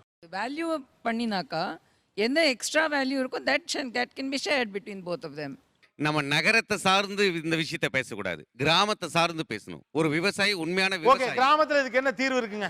சார் போன வாரம் ஒரு பஞ்சாயத்து பேசுவோம் சார். இதில் என்னன்னு கேட்டிங்கனாக்கா, ரோட்டு பக்கத்தில் ஒரு 3 ஏக்கர் லேண்ட் இருக்குது, தூரத்தில் ஒரு 3 ஏக்கர் லேண்ட் இருக்குது. அனந்தமி பிரச்சனை வந்துச்சு, அது பீஸ் மீட்டிங் போட்டு தாலுகா சோதனை பேசுகிறோம். ஆனால் அது வேல்யூ, இது வேல்யூ கூட வேல்யூ கம்மி. இப்படி பேசுகிறப்போ இவர் அண்ணன் நான் அதை விட்டு போக மாட்டேன், நான் தான் வச்சுக்குவேன், தம்பிக்கு அதை கொடுக்க மாட்டேன்ட்டார். தம்பி எனக்கு இந்த போரில் உள்ளதில் இதுலேயும் பங்கு வேணும், இஞ்சி ஒரு பிரிச்சுக்கிட்டோம் அப்படின்னு சொல்கிறார். நாங்கள் தாசர் வச்சு என்ன பேசுன்னு கேட்டாக்கா, அது எப்படி பிரிக்கலாம்னு கேட்டப்போ வேல்யூ போட்டோம். இதில் பார்த்தாக்கா 8 லட்ச ரூபா கூட வருது, ரோட்டு பக்கத்தில் உள்ளது, அது 8 லட்ச ரூபா வேல்யூ கம்மியாக வருது. நீங்கள் வேணால் இந்த அமௌண்ட்டாக கொடுத்துடுங்க, இல்லை இங்கே உள்ள பங்கு 3 ஏக்கர் இருக்கா, இதில் உனக்கு 1.5 ஏக்கர் அவருக்கு 1.5 ஏக்கர், அதில் உள்ள இடத்துல அவருக்கு 1.5 ஏக்கர் இவருக்கு 1.5 ஏக்கர் பிரிங்க அப்படின்னு சொல்லி பேசினாங்க. சொல்யூஷன் இதுக்கு வரல இது வரைக்கும், இன்னும் நடந்துகிட்டு பிரச்சனை போய்கிட்டு இருக்கு. விவசாயம் பண்ற பூமியா இருந்தா அதை ஒத்திக்கு விடலாம். என்னாலையும் விவசாயம், ஏன்னா நீயும் நானும் வெளியூர்ல இருக்கோம். அம்மா ஒரு நிமிஷம், நீங்க என்ன பண்றீங்கன்னா சொத்தை எப்படி பண்ணலாம்னு ஐடியா கொடுக்குறீங்கன்னா உங்க ஐடியாவே கேட்கல. இதுக்கு முன்னால பல 100 வருஷமா நம்ம ஊர்ல சொத்து பிரிச்சுக்கிட்டு இருக்காங்கல்ல, அப்ப இது மாதிரி டிஸ்பியூட்லாம் வந்து இந்த மாதிரி இருந்தா இப்படி செஞ்சுக்கணும்னு ஒரு சிஸ்டம் இங்க கிரியேட் ஆயிருக்கும் இல்லையா? 2 வயல் இருக்குங்க. முதல் வயல் யாருக்கு, கடைசி வயல் யாருக்கு? முதல் வயல் வந்து அந்த லேண்டு மதிப்பு அதிகமாக இருக்கிறவங்க கடன். லேண்ட் மதிப்பு இப்போதானே பாஸ்? லேண்ட் மதிப்புலாம் இப்போதான் பிரதர். அண்ணன் தம்பியில முத வயல் யாருக்கு, கடைசி வயல் யாருக்கு, அவ்வளவுதான். தெற்க வந்து அண்ணனுக்கு, வடக்க வந்து தம்பிக்கு. தெற்கு அண்ணனுக்கு, வடக்கு தம்பிக்கு. வடக்கு தம்பிக்கு. அப்படியா? ஆமா. என்னோட கொஸ்டின் என்னன்னா, மறுபடியும் அதே இடம் தான். அதுக்கு தீர்வு யாருன்னா சொல்லுங்க. அதுக்கு தீர்வு இல்ல, அதான் அதுக்கு தீர்வு இல்லை. இல்லைங்க, அதுக்கு தீர்வு கிடையாதுங்க. இதுதான் தமிழ்நாட்டுடைய வளமை. சங்கடம் இல்லாம தீர்க்கிறதுக்கான ஆப்ஷன் இதான். தெற்குல விலை கூட இருந்தாலும் சரி, வடக்குல விலை கூட இருந்தாலும் சரி, தெற்கு தம்பிக்கு, வடக்கு அண்ணனுக்கு, அவ்வளவுதான். கிராமத்துல இன்னமும் இருக்கு. இதுல விலையை பார்க்க கூடாது, ஏன்னா விலையை பார்த்தா டிஸ்பியூட் ஆகும். எங்கள் சொந்தக்காரங்க சொத்து பிரித்தாங்க, 18 ஏக்கர் மொத்தம். அது 18 ஏக்கரில் 3 ஏக்கர் ரொம்பவும் மதிப்பு அதிகம். அது வந்து அண்ணன் கொடுத்துட்டாங்க. அந்த 3 ஏக்கரோட மதிப்பு அந்த மீதி 15 ஏக்கர் நிலத்துக்கு உண்டு. அதை தம்பிக்கு கொடுத்தாங்க. 3 ஏக்கர் மட்டுமே அண்ணன் எடுத்துக்கிட்டாரு. ஏன்னா அந்த 15 ஏக்கரோட மதிப்பு அந்த 3 ஏக்கருக்கு உண்டு. அதுதான் கரெக்டாக பிரிக்கணும். மதிப்பு போட்டு பிரிச்சுக்கிட்டாங்களா? ஆமாம். சரி, அதுதான் கரெக்ட். அப்படிதான் பிரிக்கணும். நீங்க வந்து தெற்கு வடக்கு, அது அந்த காலம். இப்ப ஒரு வீடு இருக்கு, அண்ணன் தம்பி எப்படி பிரிச்சுக்கணும்? அப்ப எப்படி பிரிக்கணும்? விற்க கூடாது, பிரிக்கணும். இப்ப கிராமத்துல ஒரு வீடு இருக்குங்க. ஆமா, முன்னால அண்ணன் பிரிச்சுக்கணும். ஒரே பாதை வச்சு தம்பி. அது எப்ப மட்டும் அண்ணனுக்கு முன்ன வந்தீங்க? இப்ப நான் கேக்குறேன்னா, இப்ப ஏன் முன்னன்னு வந்தீங்க? முன்ன அண்ணன் எடுத்துக்கணும், பின்ன தம்பி எடுத்துக்கணும் எப்படி சொன்னீங்க? ஏன்னா என்னோட 2 பசங்க இருக்காங்க சார். என் பெரிய பையன் சொல்றான். ரொம்ப சிம்பிள்மா, உங்களை அறியாமலேயே ஒரு வார்த்தை வந்துச்சு. என்ன வந்துச்சு? முன்ன இருக்கிறது அண்ணனுக்கு வந்துச்சுல. எங்க இருந்து வந்துச்சு? வளமையில இருந்தானே வந்துச்சு.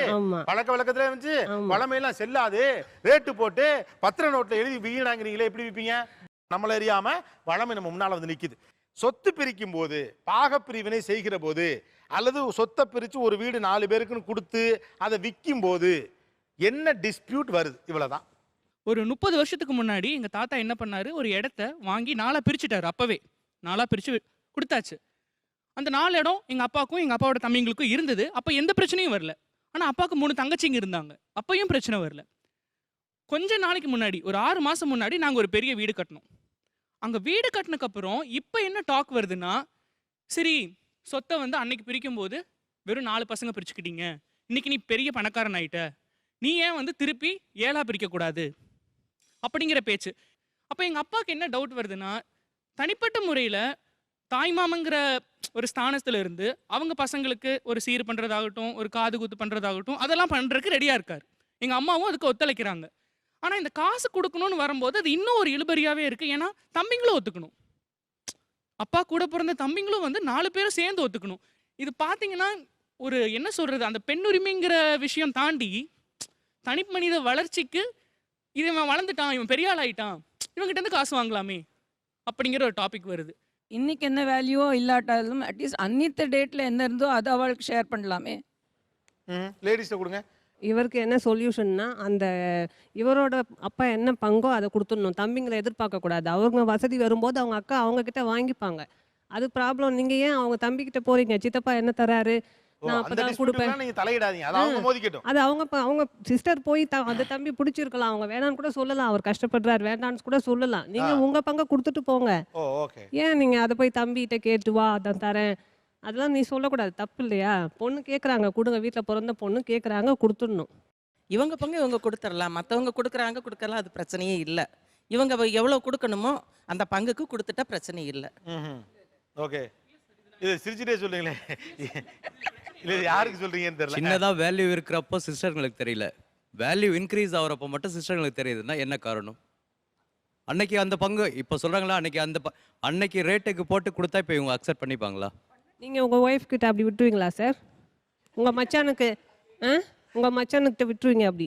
அவங்க லாஜிக்கலாக முன் வைக்கிறாங்க. உங்க ஒய்ஃபுக்கு இந்த சிச்சுவேஷன் அப்படின்னா நீங்க என்ன பண்ணுவீங்கன்னு கேட்குறாங்க. இல்லை உங்கள் வீட்டு பொண்ணு வந்து உங்கள்கிட்ட கேட்குறாங்க, நான் போய் அண்ணாட்ட கேட்டுவான்னு சொல்வீங்களா, இல்லை நீங்கள் உங்கள் பங்கு கம்முன்னு கொடுத்து அனுப்பிச்சிடுவீங்களா? இப்போ வரைக்கும் பெண்களுக்கு இப்போ எங்கள் அக்கா தங்கச்சிங்களுக்கும் எங்களுக்கு கொடுத்துருக்கிறத கொடுக்கணுன்ற எண்ணத்தில் தான் நாங்கள் இருக்கோம். அவங்க வந்து கேட்டாலும் கேட்கலனாலே அவங்களுக்கு எப்போ ஷேர் கேட்டாலும் கொடுக்கறது கொடுக்கணும்னு இருக்கிறது வேற, கொடுக்கறது வேற. கொடுத்தீங்களாங்கிறதான் கேள்வி. இதுவரையும் எங்ககிட்ட வந்து கேட்கல. அதே மாதிரி நானும் என் ஒய்ஃபை போயிட்டு உங்களோட ப்ராப்பர்ட்டி பிரிச்சிருக்காங்க போய் வாங்கிட்டு வாங்கன்னு சொல்ல கேட்குற நிலைமையை நீங்க ஏன் சார் வைக்கிறீங்க? உங்க அண்ணா சொல்றாரு எனக்கு சொத்து வேண்டாம் நீங்க எடுத்துக்கோங்கன்னு உங்க அண்ணா சொல்றாரு.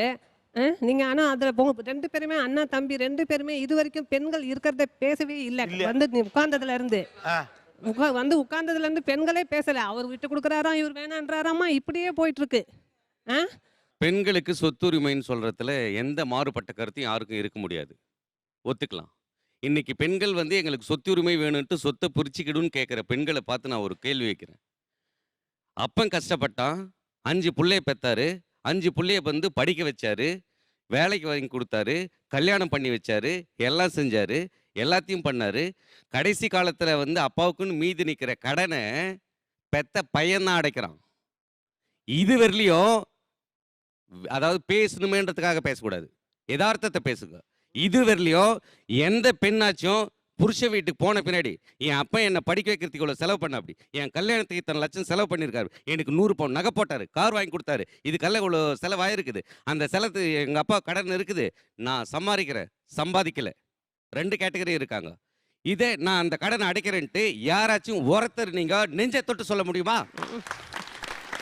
என்னங்க அப்ப சம்பாரிச்ச சொத்து வேணும், அதுல பங்கு வேணும், ஆனா அப்ப ஏற்படுத்திக்கிட்டு கடன்ல உங்களுக்கு வேண்டாம். அப்புறம் எப்படி நீங்க என்ன லாஜிக்கல நீங்க சொத்து கேக்குறீங்க? கடன் அடைக்கிறது நீங்க தானே அதெல்லாம் மெயின்டைன் பண்றீங்க. கேக்குறது அது இல்லங்க, நீங்க பொதுவா பேசுங்க. சார் இவங்க வந்து தனியா தொழில் செஞ்சு இவங்க பாத்துக்கிறது இல்ல. அப்பாவோட அனுபவம், அப்பாவோட மூலதனம், அப்பாவோட சொத்து அதை வச்சுதான் இவங்க பண்றாங்க. இவங்களே கூட இருக்காங்க அந்த கடன் ஆகும் போதும். பெண்கள் வந்து தனக்கு போட்ட 100 சவரன் கொடுத்த எல்லாத்தையும் கழிச்சிட்டு கொஞ்சமா தான் கேக்குறாங்க. யாரும் மனசாட்சி இல்லாம சரிசமமா நேரடியான கேள்விக்கு வாங்க. அவங்க அந்த வீட்டை வந்து கொஞ்சம் ஜாஸ்தி கிரைட்டீரியா எல்லாம் எதுவும் வைக்க கிடையாது. சொத்து பிரச்சனை வந்தா என்ன கேக்குறாங்க? கொஞ்சமா பணம் கொடுங்க. சிரிச்சிட்டே சொன்னாங்க. இந்த அம்மா வந்து 3 லட்சம் ரூபாய் கடைக்கு 3 லட்சம் ரூபாய் கடைக்கு 1 லட்சம் ரூபாய் தான் வாங்கிக்கிட்டாங்க இந்த அம்மா. அவங்க இஷ்டப்பட்டு வாங்குது. நான் கேக்குறது பெண்ணுக்கு சமமா ஆணுக்கு ஒரு இணையான சம உரிமை சொத்துல உண்டுன்னு கேக்குற அத்தனை பேருக்கு நான் வைக்கிற பிரதான சார் நான் சொல்றேன் கேளுங்க. நீங்க இந்த ஷோக்கு வந்ததுல இருந்து சிஸ்டர் இருக்காங்கன்னு ஒத்துக்கவே இல்ல சார். நீங்க 2 பிள்ளைங்க மட்டும்தான் சார் பேசிட்டு இருந்தீங்க. தங்கச்சிங்களை பத்தி அக்காவை பத்தி நீங்க பேசல. பெண்களை பத்தி உங்கள் வீட்டு பெண்களை பத்தி நீங்க பேசவே இல்ல சார். உங்க சகோதரி இருந்தா கேட்பாங்க சார் உங்களை. நீங்க எப்படி அம்மா சொத்தை அப்பா சொத்தை நீங்க எப்படி அவரை எடுத்துக்கோன்னு சொல்லலாம், இவரு வேணான்னு சொல்லலாம். உங்க சகோதரி அதுல சம்பந்தப்பட்டிருக்காங்க சார், எப்படி சொல்லலாம் நீங்க? அந்த இடத்துல தான் என்னோட கேள்வி இல்ல சார். என்னோட சகோதரி கடமைப்பட்டிருக்காங்க, அவங்களுக்கு உரிமை இருக்கு சார், நான் ஏத்துக்கிறேன். நான் கேட்கறது என்னன்னா, அப்பன் சம்பாரிச்ச சொத்து மட்டும்தான் உனக்கு வேணுமா, அப்பா சம்பாரிச்ச கடன் வேண்டாமா? அப்படியெல்லாம் எந்த சட்டத்திலயும் இல்ல. பெண்களும் அடைப்பாங்க. நீங்க வந்து அடைப்பாங்கன்னு நீங்க ஒதுக்கி அனுமானம் வேற, வைக்கிறீங்க. அடைச்சேன்னு சொல்றது வேற. பெண் என் குழந்தைகளை அப்பா ஒதுக்கி கடனை நான் வைக்கிறீங்க. அடைச்சிருக்கேன். என் அப்பா கடனை நான் அடைப்பேன், நீ வராதேன்னு அதாங்க ஒதுக்கி வைக்கிறீங்க, அனுமானம் ஒதுக்கி வேற. வைக்கிறாங்க. அவ்வளவுதான். நான் அடைப்பேன்னு சொல்றது வேற, நான் அடைச்சேன்னு உறுதியா சொல்றேன்றது வேற. என் அக்காவுக்காக தங்கச்சிக்காக இல்ல நான் சார். கல்யாணத்துக்கு வந்து செலவு பண்ணத்தை நான் அடைச்சிருக்கேன் கடன். நீங்க யாரும் அடைச்சிருக்கீங்களா? அதை சொல்லுங்க. அனுமானம் வேற. சொத்தை நாங்கள் எப்போ கேட்குறோன்னா கடன் எல்லாம் தீர்ந்ததுக்கு அப்புறம் தான் கேட்குறோம். எங்களுக்கும் மனசாட்சி இல்லை. யார் அப்பா அம்மாக்களை பார்த்துக்கிறா? மாட்டு பொண்ணை பார்த்துக்கிறாளா ஜாஸ்தி, இல்லை பொண்கள் பார்த்துக்கிறாளா? நெஞ்ச தொட்டு சொல்லட்டும் அவங்களும். வருஷத்துல ஒரு நாள் வந்து வீட்டுக்கு வந்து போற பெண்ணுக்கும் 365 நாள் வீட்டிலே இருந்து பாத்துக்கிற மருமகளுக்கும் வித்தியாசங்கள் இருக்கும். சார் நீங்க சொல்றீங்க. நாங்க வந்து நேரடியாக என்ன சொல்றேன்னா, பொண்ணு ஒரு நாள் வரவோ ஓஹோன்னு தாங்குவா. 365 நாள் வேலை செய்யற கொஞ்சம் முன்ன பின்ன கூட சுணக்கம் இருக்கு. அவங்க அதை கேட்கல. அவங்க பாத்துக்கிறது யாருன்னு கேட்டாக்க பொண்ணுங்க தான், பையனுங்க தான், பொண்ணுங்க தான் பாத்துக்கிறாங்க. மகள்கள் அம்மாக்களை பார்த்து கொள்ளுகிற காலமாகத்தான் இப்ப இது இருக்கு. இல்லைன்னா நீங்க சொல்ல முடியாது. மகன்கள் மட்டும் பார்த்துக்கல, மகள்களும் அம்மா அப்பாக்களை பார்த்துக்கிறாங்க. முன்ன மாதிரி கிடையாது. அப்படிங்கிறப்ப நீங்க என்ன ரெஸ்பான்சிபிலிட்டி எடுத்துக்கிறீங்களோ அதே ரெஸ்பான்சிபிலிட்டியை நானும் எடுத்துக்கிறேன். அப்போ உனக்கு சொத்து உண்டுனா எனக்கு சொத்து உண்டு அப்படிங்கிறத அவங்க வைக்கிற லாஜிக். அவ்வளவுதான் பேசிக்கா சொல்றாங்க. ஒரு சிறிய இடைவெளிக்கு பிறகு தொடர்ந்து பேசுவோம். ஏன் சொத்து பிரிக்கிறது பிரச்சனையாக இருக்கிறது, இதில் வளம் எவ்வளவு பெரிய ரோல் ப்ளே பண்ணுது, இன்னைக்கு இருக்கக்கூடிய மாடர்ன் கால்குலேஷன்ஸ் வழியாக சொத்தை பிரிக்கிற போது ஏன் சிக்கல் ஏற்படுகிறது. ஒரு சிறிய இடைவெளிக்கு பிறகு இது ஆச்சி Masala Neeya Naana, powered by RRP housing, co presented by Sunland, ஒவ்வொரு துளியிலும் எனர்ஜி மற்றும் Aditya Ram group. Stay tune.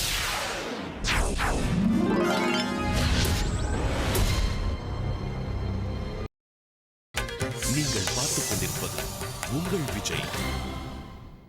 Welcome back to Aachi Masala Neeya Naana, powered by RRP housing, co presented by Sunland, ஒவ்வொரு துளியிலும் எனர்ஜி மற்றும் ஆதித்யா ராம் குரூப். எங்க தாத்தா பேர்ல சொத்து இருக்கு சார். மகன் சம்பந்தப்பட்ட 2 பேரு, சரி, மகள் சம்பந்தப்பட்டவங்க 2 பேரு, 2 பேரு, 4 பேரும் தானே பிறந்தோம். 4 பேருக்கு பொருந்தும். இந்த பேச்சு வந்து அடிபட்டது. திடீர்னு என்ன பண்ணாங்க, உன்னை வளர்த்து படிக்க வச்சு கல்யாணம் பண்ணி எல்லாம் கொடுத்தோம், நீ நல்ல வசதி வாய்ப்பா இருக்கிற, நீ இதெல்லாம் கேட்க கூடாதுன்னு என்ன சொல்றாங்க. சரி, எப்படி சார் நான் கேட்காம இருக்க முடியும்? ஓகே, நீங்க கேஸுக்கு போயிட்டீங்களா? கேஸுக்கெல்லாம் போல. அப்படி வந்த ஒரு விஷயம் இப்போ அப்படி சைலண்ட் ஆயிடுச்சு. சைலண்ட் ஆயிட்டு இதுக்கு மேற்கொண்டு என்ன பண்ணலாம், இவங்க இல்லாததுக்கு அப்புறம் நம்ம பிரிச்சுக்கலாமா என்னன்னு தெரியல. நீங்க என்ன முடிவு எடுத்திருக்கீங்கன்னு உங்க மைண்ட்ல? எனக்கு உரிமை இருக்கு எங்க தாத்தா சொத்துல. எங்க தாத்தா சொத்துல உரிமை இருக்குது. வேற என்ன உண்மையாவே என்ன சிக்கல் வருது? எல்லாத்தையுமே வந்து இப்போ என்ன பண்ணுறாங்கன்னா, எந்த ஒரு பிரச்சனைனாலும் காசாக கன்வெர்ட் பண்ணுறதுனால தான் இவ்வளோ பிரச்சனை வருதுன்றது எனக்கு தோன்றுறது. என்னுடைய அம்மா வந்து 86 வயசில் தவறி போட்டாங்க. அடுத்த 10 நாள் எங்கள் அப்பாவும் தவறி போயிட்டாங்க. அது வரைக்கும் நகை பகையெல்லாம் என்னோட கஸ்டடியில் இருந்தது. 2 பேரும் காரியம் முடிஞ்சோன்னா ஊரில் போய் பங்காளிங்கெல்லாம் கூப்பிட்டு இந்த மாதிரி கேஸ் வரும்போது அன்றைக்கே முடிவு பண்ணேன். நாங்கள் கூட பிறந்தவங்க 5 பேர், 3 அண்ணன் தம்பி 2 தங்க, 5 பேரையும் கூட்டி வச்சுனேன். தாய்மாவை கூட்டி வச்சுக்கினேன். 10 நிமிஷம் தான் ஆச்சு எனக்கு. எல்லாத்தையும் கொண்டு வந்து வச்சேன். ஒரு மதிப்பீட்டாளர் கூப்பிட்டு இவ்வளவு மதிப்பீட்டு வச்சு பிரித்து 5 பங்காக பிரித்தோம். நாங்கள் 5 பேர் பிறந்தோம். ஸோ நானே முடிவு பண்ணேன், 5 பேர் பிறந்தோம், 5 பேருமே அதை பிரிச்சுக்குவோம். ஓகே, அம்மா அப்பா 2 பேரும் தவறின உடனேயும் டக்குன்னு நீங்கள் முடிவு எடுத்தீங்க. 10 நிமிஷம் தான் சார் ஆச்சு எங்களுக்கு சொத்து பிரிக்கிறது. Life is uncertainty. அடுத்த நிமிஷம் நடி நோடி என்ன நடக்கும் நமக்கு தெரியப்படல. அதுக்கு இந்த சொத்துக்கும் இதுக்கும் ஏன் இவ்வளோ விட்டு கொடுக்க மனப்பான்மை இருந்து அன்பு நேயம் மட்டும் இருந்தாலே இந்த பிரச்சனைகளுக்கெல்லாம் வேலையே இல்லைன்றது என்னுடைய கருத்து. நான் பேங்க்லேருந்து ரிட்டையர் ஆகிருக்கேன். என்னோட சர்வீஸ் பீரியடில் நான் என்ன பார்த்தேன்னா நிறைய இந்த பிரச்சனைகள் வந்தது. அப்போது நிறைய வில்லேஜஸில் கூட நாங்கள் வேலை பண்ணும்போது அவளுக்கு வந்து உயில் எழுதுறது பற்றியே ஒன்றும் தெரியாது. இந்த இதெல்லாம் ப்ராப்ளம்ஸை முதல்ல நம்ம சால்வ் பண்ணுறதுக்கு நாமினேஷன் பண்ணுறது, அக்கௌண்ட்டோடு வில்லை எழுதி வைக்கிறது, இதெல்லாம் பண்ணால் இவாள் மாதிரி தாத்தா பேரில் இருந்தது ஒருத்தருக்குமே பட்டாவும் கிடையாது, எழுத்தும் கிடையாது, ஒன்று எப்படி அவளால் மாற்ற முடியும்? எழுதிட்டா பிரச்சனை இல்லைங்கிறீங்க. எழுதிவிட்டா பிரச்சனையே இல்லை. டாக்குமெண்டேஷன் இருக்கு. அப்புறம் லீகல் ரெப்ரஸன்டேஷன் இல்லாதக்கே வெறும்னா ஒரு டெத் சர்டிஃபிகேட் அண்ட் ஒரு இந்த அப்ளிகேஷனை போட்டு ஏர்ஷிப் சர்டிஃபிகேட் எல்லாம் கொடுத்துட்டாக்கா இமீடியட்லி பேங்க் வந்து உங்களோட எல்லாத்தையும் டிரான்ஸ்பரண்ட் பண்ணி கொடுக்கறது. அதிலே தான் ப்ராப்ளம்னா தென் சக்சஷன் சர்டிஃபிகேட் வரைக்கும் போகலாம். அந்த ஸ்டெப்பே போக வேண்டாமே. முதல்லையே இங்கே கரெக்டாக டாக்குமெண்டேஷன் பண்ணியிருந்தாக்கா இந்த ப்ராப்ளமே வராது. எந்தக்கு இவ்வளவு மனசு உடைச்சிட்டு உங்க வீட்டுக்கார திருமணமானவனே நமக்கு இவ்வளவு இருக்கு இந்த பொசிஷன் எழுதி கொடுத்துட்டார். நான் கூட கேட்டேன், என்ன இன்னைக்கு தானே கல்யாணம் ஆச்சு, அதுக்குள்ள என்ன நீங்க இதெல்லாம் எழுதி கொடுக்குறீல்ல அப்படின்னு. அவர் வந்து அதையும் எழுதி கொடுத்துட்டு contact numbers in case of emergency அதையும் எழுதி கொடுத்துட்டார். நாளைக்கு தான் என்ன லைஃப் இஸ் அன்சர்டன். அவர் சொன்னாரு நாளைக்கு இங்கேருந்து நான் வெளியில் போகிறச்ச எனக்கு என்ன போகிறது, யாருக்கு என்ன தெரிய போகிறது? அந்த சமயத்தில் நம்ம குழந்தைகளாகட்டும் யாராகட்டும் எல்லாருக்கும் அவளுக்கு தெரியணும் நம்மள்ட்ட என்ன இருக்குன்னு. ஒளிச்சு வச்சுக்கிற காலம் இல்லை. இந்த மாதிரி இவங்கள மாதிரி இருக்கிறவங்க வெரி ஃபியூ, 1 or 2 கேஸ். அன்றைக்கே எழுதி அன்றைக்கே டீட்டெயில்ஸ் கொடுத்து அன்றைக்கே எல்லாத்தையும் கொடுத்து செட்டில்மெண்ட் பண்ணுறதுன்னு. அந்த அன்சர்டனிட்டின்றது வேறு, என்ன நம்பிக்கைன்றது வேறு. அன்சர்டனிட்டின்றது நிலையாமை, நமக்கு தெரியாது நம்ம என்னென்ன. பட் நம்பிக்கைன்றது நாம் வைக்கிறது. நம்ம எப்போ அந்த நம்பிக்கையை வந்து நம்மளுடைய மனசாட்சிக்கு எதிர்க்க தவறு பண்ணுறோமோ அப்போ தான் இந்த டிஸ்பியூட் வரும். டிஸ்பியூட் வந்து நம்பிக்கை எல்லார் பேரிலும் எல்லாருக்கும் இருந்தால் அந்த டிஸ்பியூட் கிடையாது. அண்ணன் பேரில் தம்பியும் தம்பி பேரில் அண்ணனும் கண்டிப்பாக நம்பிக்கை வைக்கணும். இப்போ வந்து எங்களோட பாட்டி இருக்காங்க. பாட்டி வந்து சின்ன பையன் தான். எங்கள் அப்பா கூட மொத்தங்க 10 பேர் சார். அதில் வந்து எல்லாரும் ஒரு இடத்துல செட்டில் ஆகிட்டாங்க. சின்னவர் மட்டும் தான், சித்தப்பா மட்டும் தான் நேட்டிவ் பிளேஸில் இருக்காங்க. அவங்க என்னன்னா இப்போ சொல்கிறாங்க, பாட்டி ஆட்சியை வந்து நாங்கள் தான் ரொம்ப நாளாக பார்த்துட்ருக்கேன், நீங்கள் யாரும் பார்த்துக்கல, நீங்கள் எல்லாம் வேறு இடத்துல செட்டில் ஆகி நீங்கள் சென்னையில் இருக்கீங்க, நான் தான் பார்த்துட்ருக்கேன். இங்கே இப்போ சொத்து பிரிக்கணும் அப்படின்னா எனக்கு அதிகமாக வேணுன்றாங்க. 10 பேருக்கும் ஏதோ ஒன்று தான் தருவேன். சாப்பிட்டு கொடுங்க. 10 பேர் அண்ணன் தம்பிங்க. ஒரே ஒருத்தர் வந்து கிராமத்தில் இருக்கிறாரு, கடைசி ஆள், ரைட்டா? அவர் தான் அவங்க அம்மாவை பார்த்துக்கிறார். மீதி 9 பேர் வேறு வேறு இடங்களுக்கு போயிட்டு காசு பணம் சம்பாரிச்சிட்டாங்க. இப்போது சொத்து பிரிக்கிறப்ப இவர் சொல்கிறாரு, நான் தான் வச்சு பார்த்துக்கிட்டேன், நீங்களாம் ஆளாளுக்கு உங்கள் வேலையை பார்க்க போயிட்டீங்க, எனக்கு தான் சொத்து அதிகமாக கொடுக்கணும் அப்படின்னு அவர் சொல்கிறாராம். வெளியில் இருந்தாலும் அந்த 9 பேரும் அந்த குடும்பத்துக்காக உழைச்சிருக்காங்க, அந்த குடும்பத்துக்கு இப்போ பங்களிச்சிருக்காங்க இல்லையா? ஸோ பார்த்துக்கின்றது ஒரு காரணம், ஒரு பெரிய பெருந்தன்மை, அவருக்கு நேரம் இருந்தது, கிராமத்தில் இருந்தார், பார்த்துக்கினார். அதே சமயத்தில் வெளியே இருந்தவங்களும் 9 பேரும் அவங்களை மறந்துட்டு இருந்தாங்கன்னா இந்த கொஸ்டினுக்கு மறக்கலையா? அவங்களும் குடும்பத்தோட ஏதோ ஒரு வகையில் நடந்தால் நீங்கள் என்ன தீர்வு கொடுப்பீங்க? அவ்வளோதான் என் கேள்வி. ஒரே பங்கு தான் சார், எல்லாருக்கும் ஒரே மாதிரி தான். வேற என்ன வேற இதுக்கு சரியான தீர்வு? இருக்கிற பாகத்தை வந்து 10 பேர் இருந்தாக்கா இருக்கிற பாகத்தை 11 போடணும் சார். தாய்க்கு ஒரு பாகம் போடணும் சார். தாய் யார் பார்த்துக்கலாம் அவங்களுக்கு ஒரு பாகம் உண்டு சார். அதான் சார் கிராமத்தில் நடைமுறை, அதான் சார் இன்னைக்கு உள்ளது. எங்கள் வீட்டில் ஒரு பாகமாக போட்டு தாயை பார்த்துக்கிறவருக்கு அந்த பாகம் கொடுத்துடணும். சார் நடைமுறை இன்னைக்கு இதான் பண்ணிட்டு இருக்காங்க. இப்போ ஏன்னா இப்போ எங்கள் வீட்டிலே பார்த்தீங்கன்னா 4 பசங்க இருக்கும், அக்கா இருக்கும், அம்மா இருக்காங்கன்னா பாகத்தை 6 தான் போடுவோம். அம்மா வந்து யார்கிட்ட இருக்காலும் அவங்கள தான் கொடுக்குது, பார்க்கறத விடுது. இன்னும் கிராமத்தில் உள்ள நடைமுறையில் அதான் ஒரு பாகம் கூட ஒரு பாகம் எக்ஸ்ட்ரா போடணும் சார். அப்போ சொத்துக்காக தான் சார் பார்த்தீங்களா சார்? சொத்துக்காக தான் பார்த்துப்பாங்களா? தாயை பார்த்துக்கிறது அவங்க கடமை சார். உங்க பாட்டிய உங்க சித்தப்பா எத்தனை வருஷமா பாத்துக்கிறார்? ஒரு 10 இயர்ஸாக இருக்கும் சார். 10 இயர்ஸா பாத்துக்கலாம். இந்த 10 வருஷமா நீங்க ஏன் பாத்துக்கல? நாங்கள் இயர்லி 2 இயர்ஸ் போகிறோம் சார். ஊருக்கு போகிறோம், பார்க்குறோம். எதனா உடம்பு சரியில்லைனா உடனே போகிறோம், பார்க்குறோம். இல்ல இந்த போய் பார்க்கறது இல்ல, அந்த பார்க்கறது சொல்ல, வச்சு பார்த்துக்கிறது சொல்றேன். அவங்க வரமாட்டாங்க சார். அவங்க நேட்டிவ் பிளேஸ்ல இருக்கணும் அப்படின்னு ஆசைப்படுறாங்க, அவங்க வரமாட்டாங்க. இப்போ எங்க அப்பா எல்லாம் ஃபேமிலி எல்லாம் செட்டில் இங்க இருக்கும்போது, எல்லாமே பிசினஸ் எல்லாமே இங்க இருக்கும்போது இவங்க எப்படி எல்லாத்தையும் அங்கே செட் பண்ண முடியும் சார்? இல்ல ஆக்சுவலா இப்போ நீங்க சொல்ற மாதிரி நிறைய குடும்பங்கள் இருக்கு, நீங்க பாத்துக்கிட்டீங்க, பணம் காசு செலவு பண்ணீங்க, ஆஸ்பத்திரி கூட்டிட்டு போனீங்க, இருக்கட்டும். வச்சு பாத்துக்கிட்டவர் ஒருத்தர், அப்ப என்ன டிஸ்பியூட், இது எப்படி ஹேண்டில் பண்றதுங்கிறதா இப்ப பேசுறோம். 3 விஷயம் சொல்றாங்க. ஒன்னு வந்து வச்சு பாத்துக்கிட்டதுக்கு கூலி கேட்க கூடாதுன்னு ஒருத்தர் சொல்றாரு. கிராமத்துல இருக்க பழக்கம்ங்கிறது 10 பேர் இருந்தா 11 பங்கா போட்டு அந்த அம்மாவோட பங்கு வச்சு பாத்துக்கிட்டவருக்குன்னு ஒரு வளமை இருக்குங்கிறீங்க. இன்னொன்னு வேற என்ன பழக்கம் இருக்கு சார்? இப்போ கிராமத்தில் வந்து 4 மாமா இருந்தாங்க. ஒரு மாமா மட்டும்தான் எங்கள் அம்மாச்சி பார்த்துக்கிட்டாங்க. எங்கள் அம்மாச்சி இறந்தோடனே அந்த ப்ராப்பர்ட்டியை மற்ற மாமாலாம் கேட்கல. அந்த ப்ராப்பர்ட்டி வந்து கோஸ்டோ அந்த யார் பார்த்தாங்களோ அந்த மாமாவுக்கு தான் போச்சு. அவருக்கே போச்சு. ஆமாம். ஓகே, இதுதான் வந்து கிராமத்தில் இருக்குது. ஆக்சுவலா நீங்கள் 2 சிஸ்டம் இருக்குங்க. ஒன்று ஜுடிஷியல் சிஸ்டம், இது நீங்கள் கோர்ட்டுக்கு போனால் கோர்ட் வேற மாதிரி ஹேண்டில் பண்ணும்.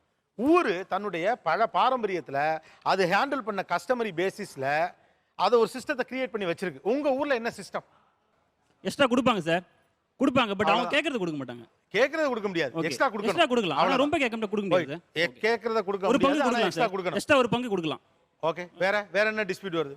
லவ் மேரேஜ் சம்பந்தமே இல்லாமல் போகும்போது அப்போ சொத்து பிரிக்கும் பொழுது அந்த பொண்ணுக்கோ அந்த பையனுக்கோ சொத்து கொடுக்கலாமா வேண்டாமான்னு வரும்பொழுது it becomes a very big class. இது ஒரு இஷ்யூ, நவீன இஷ்யூ. அதான் நீ லவ் பண்ணிட்டு போயிட்டு உனக்கு சொத்து கிடையாது. ஆமாம், அது பையனாக இருக்கலாம், பொண்ணாகவும் இருக்கலாம். பெற்றவங்களை எதிர்த்து காதல் திருமணம் பண்ணுறாங்க, ரைட்டு. ஆனால் பெற்றவங்க சொத்து மட்டும் எப்படி வந்து கேட்குறாங்க? பூர்வீக சொத்துங்கிறது எல்லாருக்கும் உரிமை தானே. சொத்து ஏமா வருது? நீங்கள் வந்து பெற்றோர்களை எதிர்த்து நீங்கள் காதல் திருமணம் பண்ணுறீங்க, இருக்கட்டும், ரைட், ஓகே. காதல் திருமணம் நீங்கள் பண்ணுறீங்களே, அப்போ அப்பா அம்மா பேச்சு கேட்குறீங்களா? அப்படி நீங்கள் பண்ணும்போது அன்னைக்கு மட்டும் பெற்றவர்கள் வந்து உங்கள் கண்ணுக்கு தெரியல, ஆனால் சொத்து மட்டும் எப்படி வந்து நீங்கள் உரிமை கேட்குறீங்க? வந்து உங்கள்கிட்ட சொல்லாமல் எதிர்த்து போய் பின்னாடி போய் கல்யாணம் பண்ணணும்லாம் ஆசையே படலை இப்போ இருக்கிற யங்ஸ்டர்ஸ்லாம். உங்களுக்கு ஒரு பொண்ணு இருக்குன்னு வச்சுக்கோங்களேன், அதுக்கு பிடிச்ச பையனை கல்யாணம் பண்ணிச்சு, ரைட்டா? அது உங்கள் பையன் இருக்கான், உங்களுக்கு பையன் இருக்கானா? இருக்கா சார், ரைட். அவன் காதல் கல்யாணம் பண்ணிட்டான், சொத்து கொடுப்பீங்களா மாட்டீங்களா? அன்னைக்கு இருக்க ஜென்ரேஷன் பார்த்தா நம்ம செய்ய முடியும், இருக்கு சாத்தியக்கூறுகள் தானே சார். எனக்கு புரியும். என்ன சார் இது? நியாயமா பேசுங்க. நீங்கள் பொண்ணுக்கு தர மாட்டேன்ட்டீங்க, ஏன்னா நீங்கள் பொண்ணு கொடுக்க மாட்டீங்க, அது தெரியுது பேச்சில். உங்கள் பையன் இருக்கான்ல, இப்போ அவன் காதல் கல்யாணம் பண்ணிட்டான், அவனுக்கு சொத்து கொடுப்பீங்களா மாட்டீங்களா? அன்னைக்கு இருக்கிற என்னுடைய அன்னைக்கெல்லாம் ஒண்ணு வேணாம், அன்னைக்கு உங்க பையன் தான் கொடுப்பேன். அது உங்க பையனுக்கு அப்ளை ஆகிற ரூலு ஏன் அவங்களுக்கு அப்ளை ஆக மாட்டேங்குது?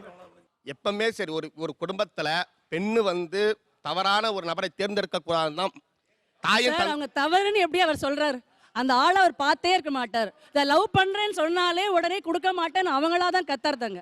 நம்ம ஊர்ல இப்ப சொத்து கொடுக்காம இருக்கிறதுக்கு நம்ம வைக்கிற சாக்குல ஒண்ணு, நீ லவ் பண்ணி கல்யாணம் பண்ணிக்க. ஆமா, அதேதான் ரைட்டா? அதை வந்து நம்ம என்ன பண்றோம், நமக்கு தேவைப்படுறது பணம், அதை மானம்ங்கிற ஒரு போர்வையை வச்சு சொல்றோம். நீ ஓடி போயிட்டியல, லவ் பண்ணி கல்யாணம் பண்ணலன்னு சொல்றது இல்ல, நம்ம அப்படித்தான் சொல்றோம். என்ன சொல்றோம், நீ ஓடி போய் கல்யாணம் பண்ணிக்கிட்டியல, காசை மட்டும் சொத்து மட்டும் இப்படி கேட்டு வரேன். பொண்ணுக்கு சொத்து கொடுக்க நமக்கு மனசு இல்ல, அதுக்கு காதலே ஒரு காரணமா காட்டப்படுது. அதானே? அப்புறம் இவ்வளவு பயங்கரமா டயலாக் எல்லாம் பேசுறீங்க. பையனா கொடுக்குறீங்கல்ல, இது வந்து தாத்தா சொத்தாவோ இல்லாத அம்மா வழி சொத்தா வந்தா அந்த பசங்களுக்கு லவ் பண்ணி போற பசங்களுக்கு கோர்ட்டுக்கு போய் அவங்க அப்பா கிட்ட இருந்து வாங்க முடியும். ஆனா அதே அப்பா சொந்தமா சம்பாதிச்ச சொத்தா இருந்தா அப்பாவுக்கு விருப்பப்பட்டு அவங்க நடக்கிற அதோ வயசான காலத்திலயோ அவங்க பார்த்துக்கிற முறையிலையோ அந்த சாட்டிஸ்ஃபேக்ஷன் ஆயிட்டா, தாய் தகப்பா சாட்டிஸ்ஃபை ஆகிட்டா, ஆணுக்கும் பெண்ணுக்கும் கொஞ்சம் கூடுதலாகவும் கம்மியாகவும் கொடுக்கலாம். அப்பா விருப்பப்படி தான் அது. அப்பா ஏன்னா அவர் சொந்தமா சம்பாதிச்சது, சுய சம்பாத்தியத்தை இப்போ யார் பேஸ் பண்ணி பண்ணுறாங்களோ அவங்களுக்கு எனக்கு அப்புறம் தான். இப்போ நான் இருக்கேன், என் மகன் மகளுக்கு சொல்லிட்டேன், என்னை பொறுத்த வரைக்கும் எனக்கு அப்புறம் தான் எனக்கு, நான் சொந்தமாக சம்பாதிச்சது. அப்போ நான் என்ன சொல்கிறேன், அப்பா உனக்கு வந்து எனக்கு அப்புறம் தான் இந்த சொத்துல உங்கள் 2 பேருக்கும் பாத்தியதை இருக்கு, அது ஏன் இஷ்டப்படி தான். அப்போ என்ன கேட்டோம்னா அது லவ் பண்ணி போனாலும் தன்னுடைய சொத்தை ஒரு பிள்ளைக்கு கூடவும் ஒரு பிள்ளைக்கு குறைச்சும் அவங்க நடந்துக்கிற முறைப்படி கொடுக்கலாம். ஏன்னா தமிழ்நாட்டில் இப்போ சொத்து சம்பந்தமான மறுப்புகள்ல இது ஒரு மிகப்பெரிய இஷ்யூ. நீ லவ் பண்ணி கல்யாணம் பண்ணிட்டல போ, நீ லவ் பண்ணி கல்யாணம் பண்ணிட்டு அத்தோட போ, எங்க மானத்துக்கு எடுத்து விட்டியில போன்னு ஒரே வாரத்தில் முடிச்சு போறாங்க. ஒரு சிறிய இடைவெளிக்கு பிறகு தொடர்ந்து பேசலாம். இது ஆச்சி Masala Neeya Naana, powered by RRP housing, co presented by Sunland, ஒவ்வொரு துளியிலும் எனர்ஜி மற்றும் ஆதித்யாராம் குரூப்.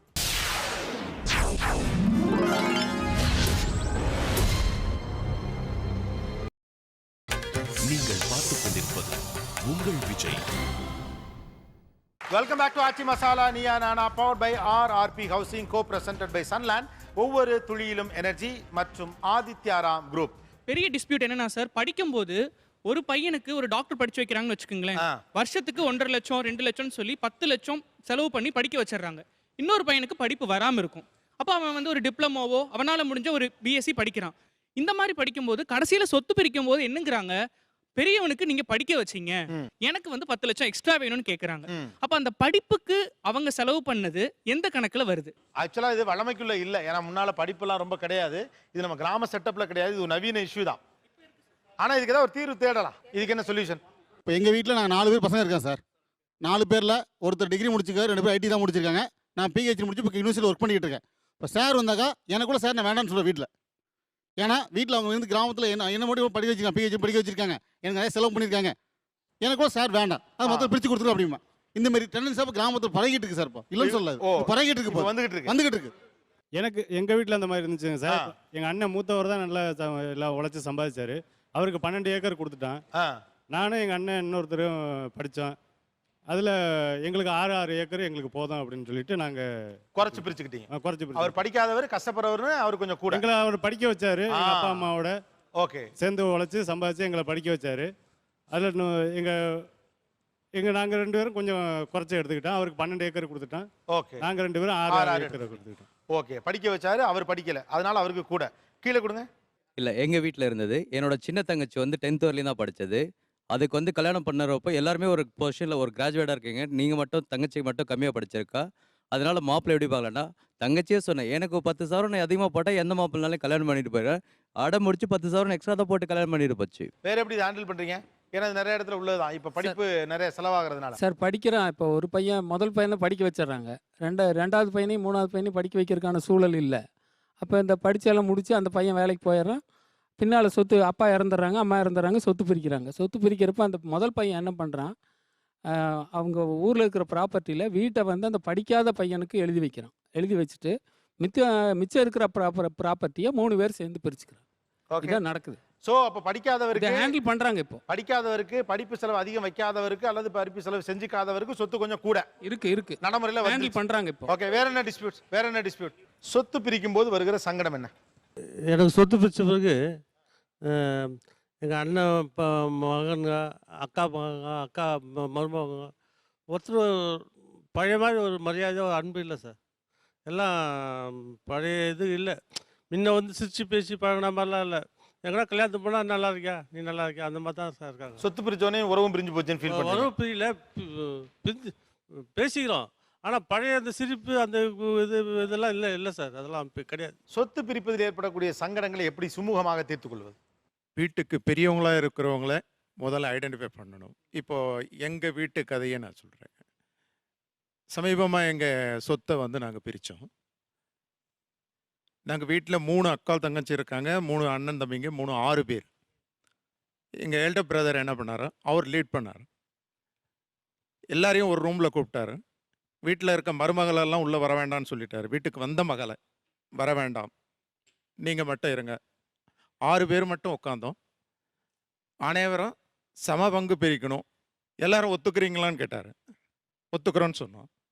மொத்த பேரும் வீட்டில் இருக்க பொருள் முதல் கொண்டு எல்லாமே பிரிக்கப்பட்டது. நகைகள் பிரிக்கப்பட்டது. வீட்டில் இருக்க அம்மாவது வரும் புடவைகள் வந்தது போனது பாத்திர பண்டங்கள் அனைத்தும் பிரிக்கப்பட்டது. பெண்களுக்கு கொடுத்துட்டோம். பாத்திர பண்டங்கள் வந்தது போனதெல்லாம், நகையை கூட சில விஷயங்களை பணமாக்கி அனைவருக்கும் சம பங்காக பிரிக்கப்பட்டது. அது எப்படி பிரிக்கப்பட்டதுன்னா, யாருக்காவது விருப்பப்பட்டீங்கன்னா பணம் கொடுத்து அந்த நகையை எடுத்துக்கலாம். பணம் அந்த இடத்தில் வரவிடும், பொருள் அங்கே வரணும். ஈக்குவலாக எல்லாருக்கும் பிரிக்கப்பட்டது. யாருக்கும் எந்த கஷ்டமும் இல்லை. எல்லாருக்கும் சமபங்காக பிரிக்கப்பட்ட பணம் வந்து அவங்கவுங்க கொண்டு போய் ப்ராப்பர்ட்டி வாங்கிட்டாங்க. எனக்கு கொடுக்கப்பட்ட பணம் நான் தனிப்பட்ட முறையில் வந்து ரொம்ப கஷ்டப்பட்டேன். பேரண்ட்ஸுடைய கஷ்டப்பட்டு சம்பாதிச்ச ஒரு ப்ராப்பர்ட்டி போதேன்றது தான் என்னுடைய கஷ்டமாக இருந்தது. நான் விற்க வேணான்னு சொன்னேன் பிகினிங்கில். ஆனால் எல்லாரும் விருப்பப்படுறாங்க. அண்ணனுக்கு பொண்ணுக்கு கல்யாணம் பண்ணணும், அக்காவுக்கு பொண்ணுக்கு கல்யாணம் பண்ணணும், தம்பிக்கு வீடு வாங்கணும். ஒவ்வொருத்தரும் ஒரு கனவோடு இருக்காங்க. அவங்களுக்கு பணம் தேவைப்படுது. அப்போது எல்லாருமே முடிவு எடுக்கிறாங்க. முடிவு எடுத்து நான் ஒத்துக்கினேன். சரி பிரிங்க. விற்க வேண்டான்னு சொன்னவன் நான் மாறிட்டேன். சரி பிரிங்க. கொடுத்த பணத்தை வாங்கினதும் என் கை உதறிச்சு. ஏன்னா நான் லாக்ஸ் கணக்கில் பணத்தை நான் புரட்டின்னு இருக்கேன். நான் ஒரு கம்பெனியில் டைரக்டராக இருக்கேன். பணத்தை வந்து எடுத்து, அந்த பணம் சின்ன பணம், ஆனால் அந்த பணம் எனக்கு வந்து ரொம்ப பயங்கர ஒரு வெயிட்டாக தெரிஞ்சு. அந்த டைமில் எடுத்துகிட்டு போய் பேங்க்கில் போட முடியல. நான் ஒரு 2வது தெருவில் இருக்கிற பேங்க்கில் கொண்டு போய் போடுறதுக்குள்ள ஒரு இடத்துல நின்றுட்டேன். ரொம்ப நேரம் நின்றுட்டுருக்கேன், எனக்கு தெரியாது. என் ஃப்ரெண்டு வந்து என்னை தட்டுறாரு, என்ன இங்கேயே நின்றுட்டுருக்கேன் அப்படின்னு. என்ன அவருக்கு தெரியாது, நாங்கள் வீட்டில் பிரித்து பேசிடலாம். பேங்க்கு பணத்தை எடுத்துகிட்டு போய் பேங்க்கில் போடணும், அதுக்கோசம் நிற்கிறேன். இல்லை உன் முகத்தில் வேறு மாதிரி தெரியுது. அவர்கிட்ட சொன்னதும் என் கண்ணில் தண்ணி வந்தது. என்னுடைய விஷயம் என்னென்னா, நாங்கள் 3 தலைமுறையாக மெட்ராஸ்லேயே பிறந்து வளர்ந்த குடும்பம். எங்கள் அம்மாவுக்கு அம்மா, அவங்களுக்கு அம்மா, எல்லாருமே மெட்ராஸில் பிறந்து வளர்ந்த குடும்பம். நான் பணத்தெல்லாம் எடுத்துகிட்டு நான் தனியாக வந்து ஒரு இடத்துல வீடை வாங்கிட்டேன். நான் அம்பத்தூரில் இருக்கேன், அண்ணன் பெரம்பூரில் இருக்கார். அந்த மாதிரி ஒவ்வொருத்தர் ஒரு இடத்துல எல்லாம் ப்ராப்பர்ட்டி வாங்கிட்டு போயிட்டு இருந்துட்டாங்க. சமமாக ஒத்து இருந்தால், யாராவது ஒருத்தர் லீட் பண்ணால் வீட்டினுடைய ப்ராப்பர்ட்டியை சமமாக பங்கிட்டு கொள்ளலாம் ஸ்மூத்தாக. எந்த விதம் பிரச்சனை இல்லை. எல்லா விதத்திலையும் ஒன்றா சேர்ந்துக்கிறோம். எல்லா ஃபங்க்ஷனில் எல்லாருமே அட்டன் பண்ணுறோம். எனக்கு தான் ஒரு கஷ்டம், பேரண்ட்ஸ் ப்ராப்பர்ட்டி போயிடுச்சு அப்படின்ற ஒரு தனிப்பட்ட முறையில் எனக்கு கஷ்டம். அது கூட ஏன் ஏற்பட்டதுன்னா, எங்கள் அம்மா சின்ன போதிலிருந்தே நிறைய சொல்லியிருக்காங்க. இந்த ப்ராப்பர்ட்டியை வந்து எப்படிலாம் நாங்கள் ஏர்ன் பண்ணியிருக்கோம், கஷ்டப்பட்டு தான் எங்களுடைய சுய சம்பாதனை. அவங்க வந்து எப்படி வேணால் எழுதலாம். ஆனால் இறந்துட்டாங்க, பேரண்ட்ஸ் 2 பேருமே இல்லை. அதனால் நாங்கள் இந்த முடிவுக்கு வர வேண்டியதாக இருந்தது. சொத்து அப்படின்னு ஒரு விஷயம் வந்துட்டா, சொத்து பிரிக்கிறது அல்லது சொத்தை விற்கிறது அப்படிங்கிற என்னென்ன டிஸ்பியூட்ஸ், என்னென்ன மன சங்கடங்கள் இருக்குது, வழவில் அதாவது நம்முடைய பழக்க வழக்கத்தில் என்ன மாதிரியான ஒரு சிஸ்டம் இருக்குது, லீகலாக என்னென்ன மாதிரியான விஷயங்களுக்கு அப்ரோச் பண்ணலாம் அப்படின்னு பல விஷயங்கள் நம்ம பேசிகிட்டு இருந்தோம். 3 ஸ்பெஷல் கெஸ்ட் இங்கே வந்திருக்காங்க. ஒருவர் வழக்கறிஞர் அஜிதா அவர்கள், லெட்ஸ் வெல்கம். வழக்கறிஞர் திரு தீன் அவர்கள். நடிகர் திரு சாருஹாசன் அவர்கள். அவர் ஒரு முக்கியமான வழக்கறிஞரும் கூட. சமூகத்துடைய பல்வேறு விஷயங்களை தொடர்ந்து கவனிக்கக்கூடியவர்கள் அப்படிங்கிற அடிப்படையிலும் 3 பேரும் இங்கே இருக்காங்க. ஓகே, அவங்கள்ட்ட பேசுறதுக்கு முன்னால் சில விஷயங்கள் நம்ம இன்னும் பேசி முடிக்க வேண்டியது இருக்குது. என்னுடைய மைய கேள்வி ஒன்று இருக்குது. சொத்து அப்படிங்கிற ஒரு விஷயத்தை ஒட்டி நமக்கு நிறைய மனப்புழுக்கம் இருக்குது. ஃபார் எக்ஸாம்பிள், ஒருத்தருக்கு சொத்து தேவைப்படும், ஒருத்தர் கஷ்டத்தில் இருப்பார், ஆனால் கேட்க முடியாது. சொத்து வீட்டில் அப்படியே இருக்கும். அண்ணன் வந்து நான் சாகுற வரைக்கும் நம்ம சொத்தை பிரித்து கூடாரா, ஒரே குடும்பத்தில் இருக்கின்றான்னு கூட சொல்லுவார். அது ஒத்துமையின் அடிப்படையில் அவர் சொல்லலாம். ஆனால் இன்னொருத்தருக்கு மனப்புழுக்கமாக இருக்கும். வீட்டுக்குள்ளே பெரிய பிரச்சனை இருக்கலாம் அதை ஒட்டி. அப்படி சொத்தை ஒட்டி நம்முடைய வீடுகளில் இருக்கக்கூடிய மனப்புழுக்கம் என்பது என்ன? இல்லை, இப்போ எங்கள் வீட்லேயே எடுத்துட்டிங்கன்னா எங்கள் சிஸ்டர்ஸ் 2 பேருமே சொத்து கேட்குறதுக்கு தயங்குறாங்க. எங்கிட்ட தயங்குறாங்க. காரணம் என்னென்னா, நம்ம சின்ன வயசுலேருந்தே அவங்கள நம்மளே வளர்த்தணும். அப்பா சின்ன வயசில் இறந்துட்டாங்க. எனக்கு 18 வயசு இருக்கிறப்ப இறந்துட்டாங்க. அப்போ நம்மளே தங்கச்சி வளர்த்துறோம். அவங்க இப்போ வந்து சொத்து கேட்குறப்போ தயங்குறாங்க. பட் ஆனால் சிச்சுவேஷன் வந்து அவங்களுக்கு சொத்து வேணும்னு ஒரு ஃபீலிங்கில் இருக்காங்க. ஆனால் இந்த சொத்து எதுவுமே வந்து நான் சம்பாரிச்சதில்லை. எங்கள் அப்பா கொடுத்துட்டு போனது. எங்கள் அப்பா இறந்து எங்கள் அப்பாவோட நாங்களாம் போகிறோம். அப்போ அந்த இடத்துல எங்களுக்கு இருக்கிற எனக்கு இருக்கிற மைண்ட் தாட் என்னென்னா, அந்த சொத்து மட்டும்தான் நம்மகிட்ட இருக்குது, வேறு எதுவுமே இல்லை. எங்கள் தங்கச்சிகள்லாம் கேட்டு நான் எதுவுமே இல்லைன்னே சொன்னதில்லை. ஆனால் இந்த சொத்தை கொடுக்கறதுக்கு எனக்கு சுத்தமாக மனசே இல்லை. 2 விதமான மனிதனாக வாழ்கிறது ரொம்ப கஷ்டமாக இருக்குது. என்ன தோணுது அப்படின்னா, இவங்க சொத்தை கொடுத்தா இவங்க விற்றுட்டு போயிடுவாங்க. நம்ம வந்து பாரம்பரியமாக அந்த ஊரில் நம்ம ஒரு முக்கியமான குடும்பத்தில் இருக்கோம். நமக்கு சில கடமைகள் அங்கே இருக்குது. வருஷத்துக்கு ஒரு தடவை நம்ம நிறைய சொந்தக்காரங்க வரப்போக இருக்கிற இடத்துல நம்ம அதை விற்றுட்டு போயிட்டோம்னா நம்ம வந்து நம்மளோட சுயம் அழிஞ்சிருமோ அப்படிங்கிற ஒரு பயம் இருக்குது. 2 தங்கச்சிகளுமே இன்னுமே வந்து ஒரு தந்தை ஸ்தானத்தில் இருக்கிறனால அவங்க கேட்க மாட்டேங்கிறாங்க, கேட்குறதுக்கு தயங்குறாங்க. பட் ஆனால் அவங்களுக்கு தேவைகள் இருக்குங்கிறது எனக்கு புரியுது. இன்னொன்னையும் கூட இந்த ஷோவில் சொல்லணும்னு நினைக்கிறேன்னு என்னென்னா, எனக்கு ஒரே பொண்ணு தான். என் பொண்ணு கூட இந்த சொத்தை கொடுக்கணுங்கிற எண்ணம் வர மாட்டேங்குது எனக்கு. என் தம்பி பசங்களுக்கு தான் இதை கொடுக்கணும்னு நான் ஃபீல் பண்ணுறேன். உங்கள் பேர்? வேணுபூபதி. நீங்கள் ஒரு அற்புதமான மனிதருங்க. ஏன்னா வெளிப்படையாக பேசுகிறீங்க. எனக்கு அதில் இருக்கிற நியாயம் தெரியுது. ஆனால் இமோஷனலாக அதன் மீது அட்டாச்சாக இருக்கேன் அப்படின்னு. பூர்வீக சொத்தின் மீது ஒரு ஆணுக்கு இருக்கக்கூடிய அளவுக்கு ஒரு இமோஷனல் அட்டாச்மெண்ட் பெண்ணுக்கு பெரும்பாலும் இருப்பதற்கான வாய்ப்புகள் இல்லை அப்படின்னு ஆண்கள் சொல்கிறாங்க. பேசலாம் ஒரு சிறிய இடைவேளைக்கு பிறகு. ஆச்சி Masala Neeya Naana powered by RRP housing, co presented by Sunland, ஒவ்வொரு துளியிலும் எனர்ஜி மற்றும் ஆதித்யாராம் குரூப்.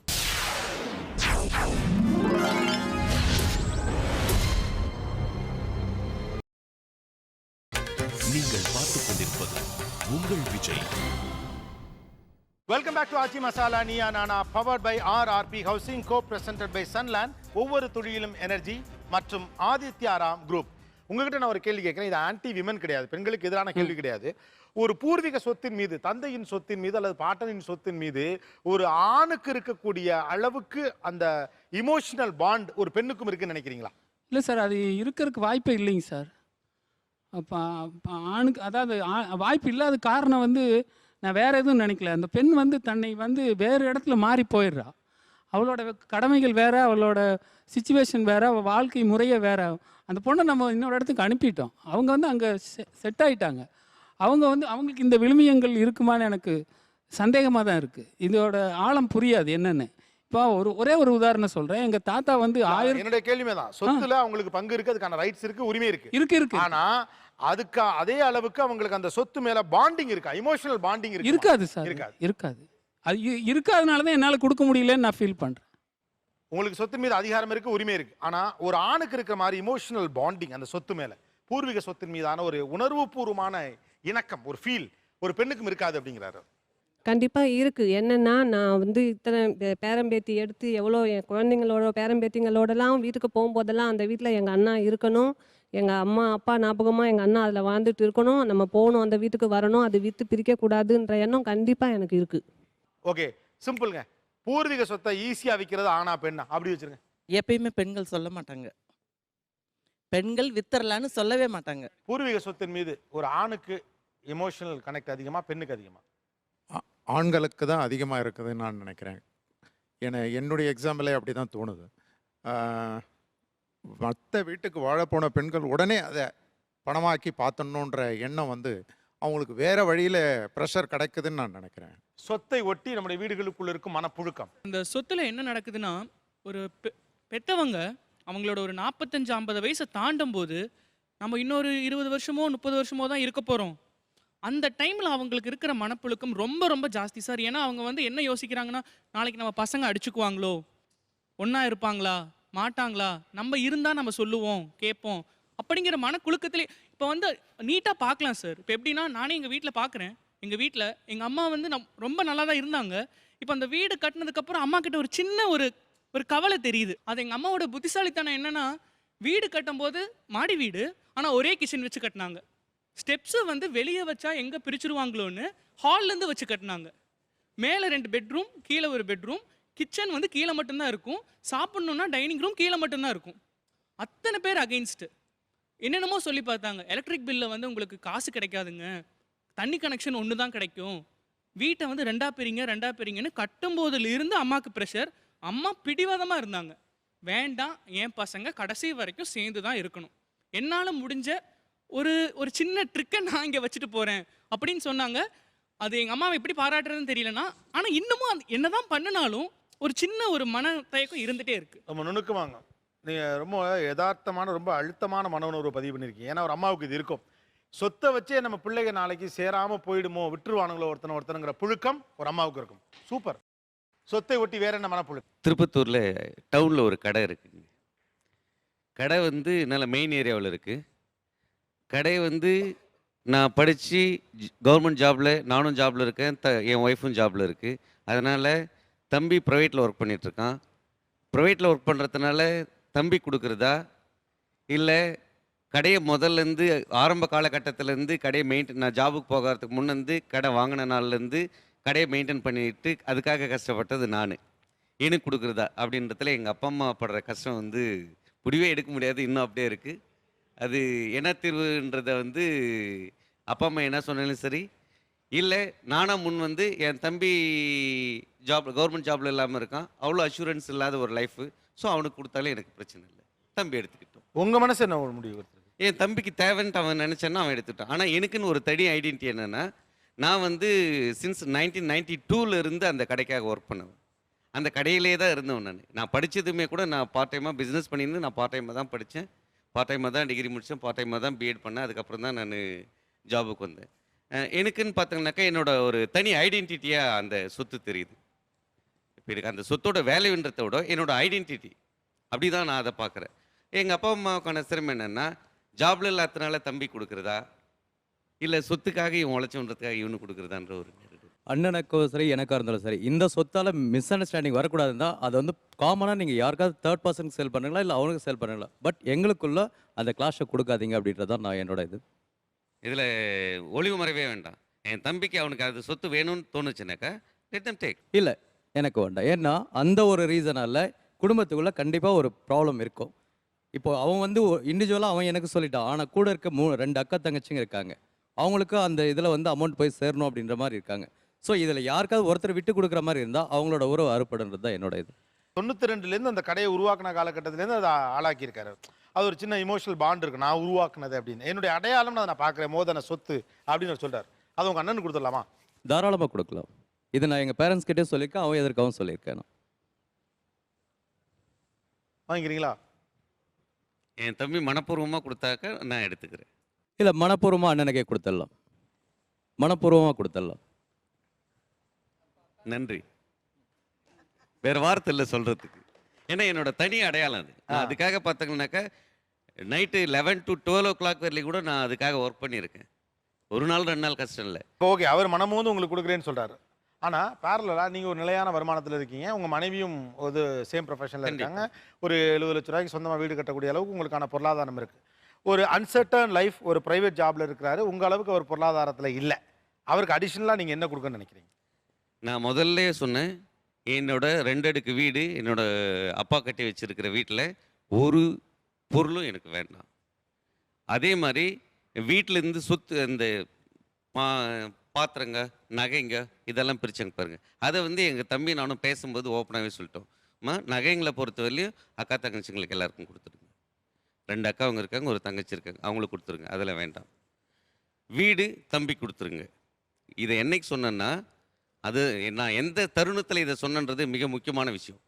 என்னோடய வீடு கிரகப்பிரவேசம் முடிச்சுட்டு எங்கள் ஃபேமிலி மெம்பர்ஸ் எல்லாருமே இருக்கிற ஒரு நல்ல கிரகப்பிரவேசம்லாம் முடிஞ்சு ஒரு 7:30-8 மணிக்கு எல்லாம் உட்காந்து சாப்பிட்லான்னும் போது அப்பா கிட்ட ஆரம்பித்தேன், அப்பா அந்த மாதிரி வீடு நான் கட்டி முடிச்சிட்டேன், அடுத்து வந்து பார்த்தீங்கன்னாக்கா தம்பிக்கு 2 பசங்க இருக்காங்க, ஸோ ஊரில் இருக்கிற வீடு வந்து தம்பிக்கு வந்து கூடிய சீக்கிரம் எவ்வளோ சீக்கிரம் முடியுமோ அதை வந்து உடனே அவனுக்கு அவன் பேரில் ரிஜிஸ்டர் பண்ணி கொடுத்துருங்க. அப்படின்னு சொல்லி இப்போ நீ சொல்கிற நாளைக்கு உன் பசங்க எப்படி சொல்லுவாங்களேன்னு, நீங்கள் என்னை வளர்த்துன மாதிரி என் பிள்ளைங்களை நான் வளர்த்துவேன், எனக்கு அதில் நம்பிக்கை இருக்குது. ஆனால் அவன் தான் இன்னும் அதை அக்செப்ட் பண்ணிக்கல. அவர் எந்த டிஸ்பியூட் இல்லாமல் அழகாக அவங்க சொன்னப்போ சொன்னார், யாராவது ஒருத்தர் லீட் பண்ணணும் அப்படின்னு. உங்கள் வீட்டுக்கு மூத்தவர் அவர் லீட் பண்ணுறார். லீட் பண்ணி எனக்கான வீடு, என் பிள்ளைகளுக்கான செட்டப் நான் கிரியேட் பண்ணிட்டேன், ஓகே, இதை நீ எடுத்துக்க. அதே மாதிரி அவருக்கு உணர்வுபூர்வமாக தேவைப்படக்கூடிய விஷயத்தை வெளிப்படையாக உங்ககிட்ட கேட்குறாரு. அந்த கடை என்னுடைய அடையாளம், அது தம்பி விரும்புனா நான் எடுத்துக்குவேன் அப்படின்னு.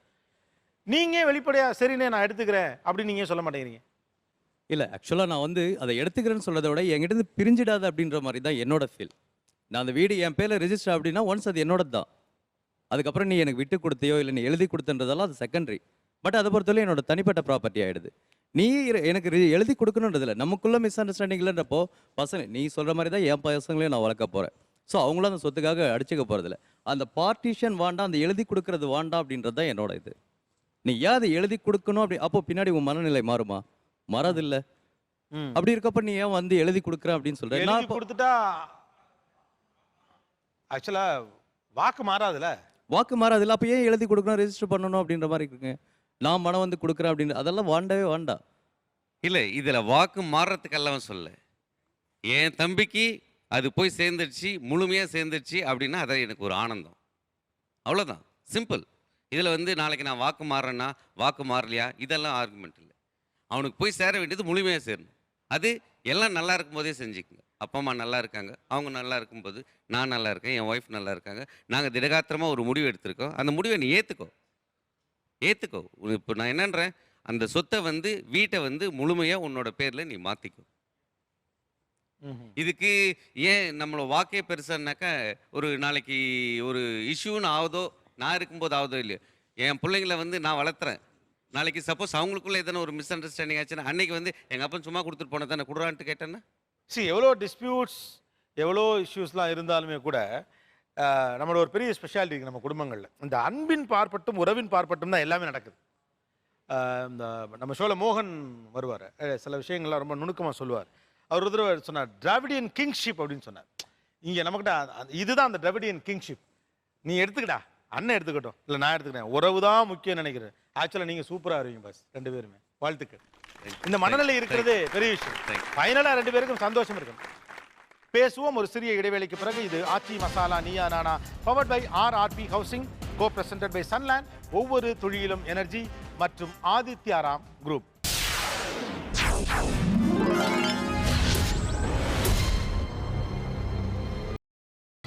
நீங்கள் பார்த்துக் கொண்டிருப்பது உங்கள் Vijay. Welcome back to Aachi Masala Neeya Naana, powered by RRP housing, co presented by Sunland, ஒவ்வொரு துளியிலும் எனர்ஜி மற்றும் ஆதித்யாராம் குரூப். பின்னால கொடுங்களேன். வாக்கு முக்கியமா எழுத்து முக்கியமா சார்? சொத்து விஷயத்துல வாக்கு முக்கியமா எழுத்து முக்கியமா?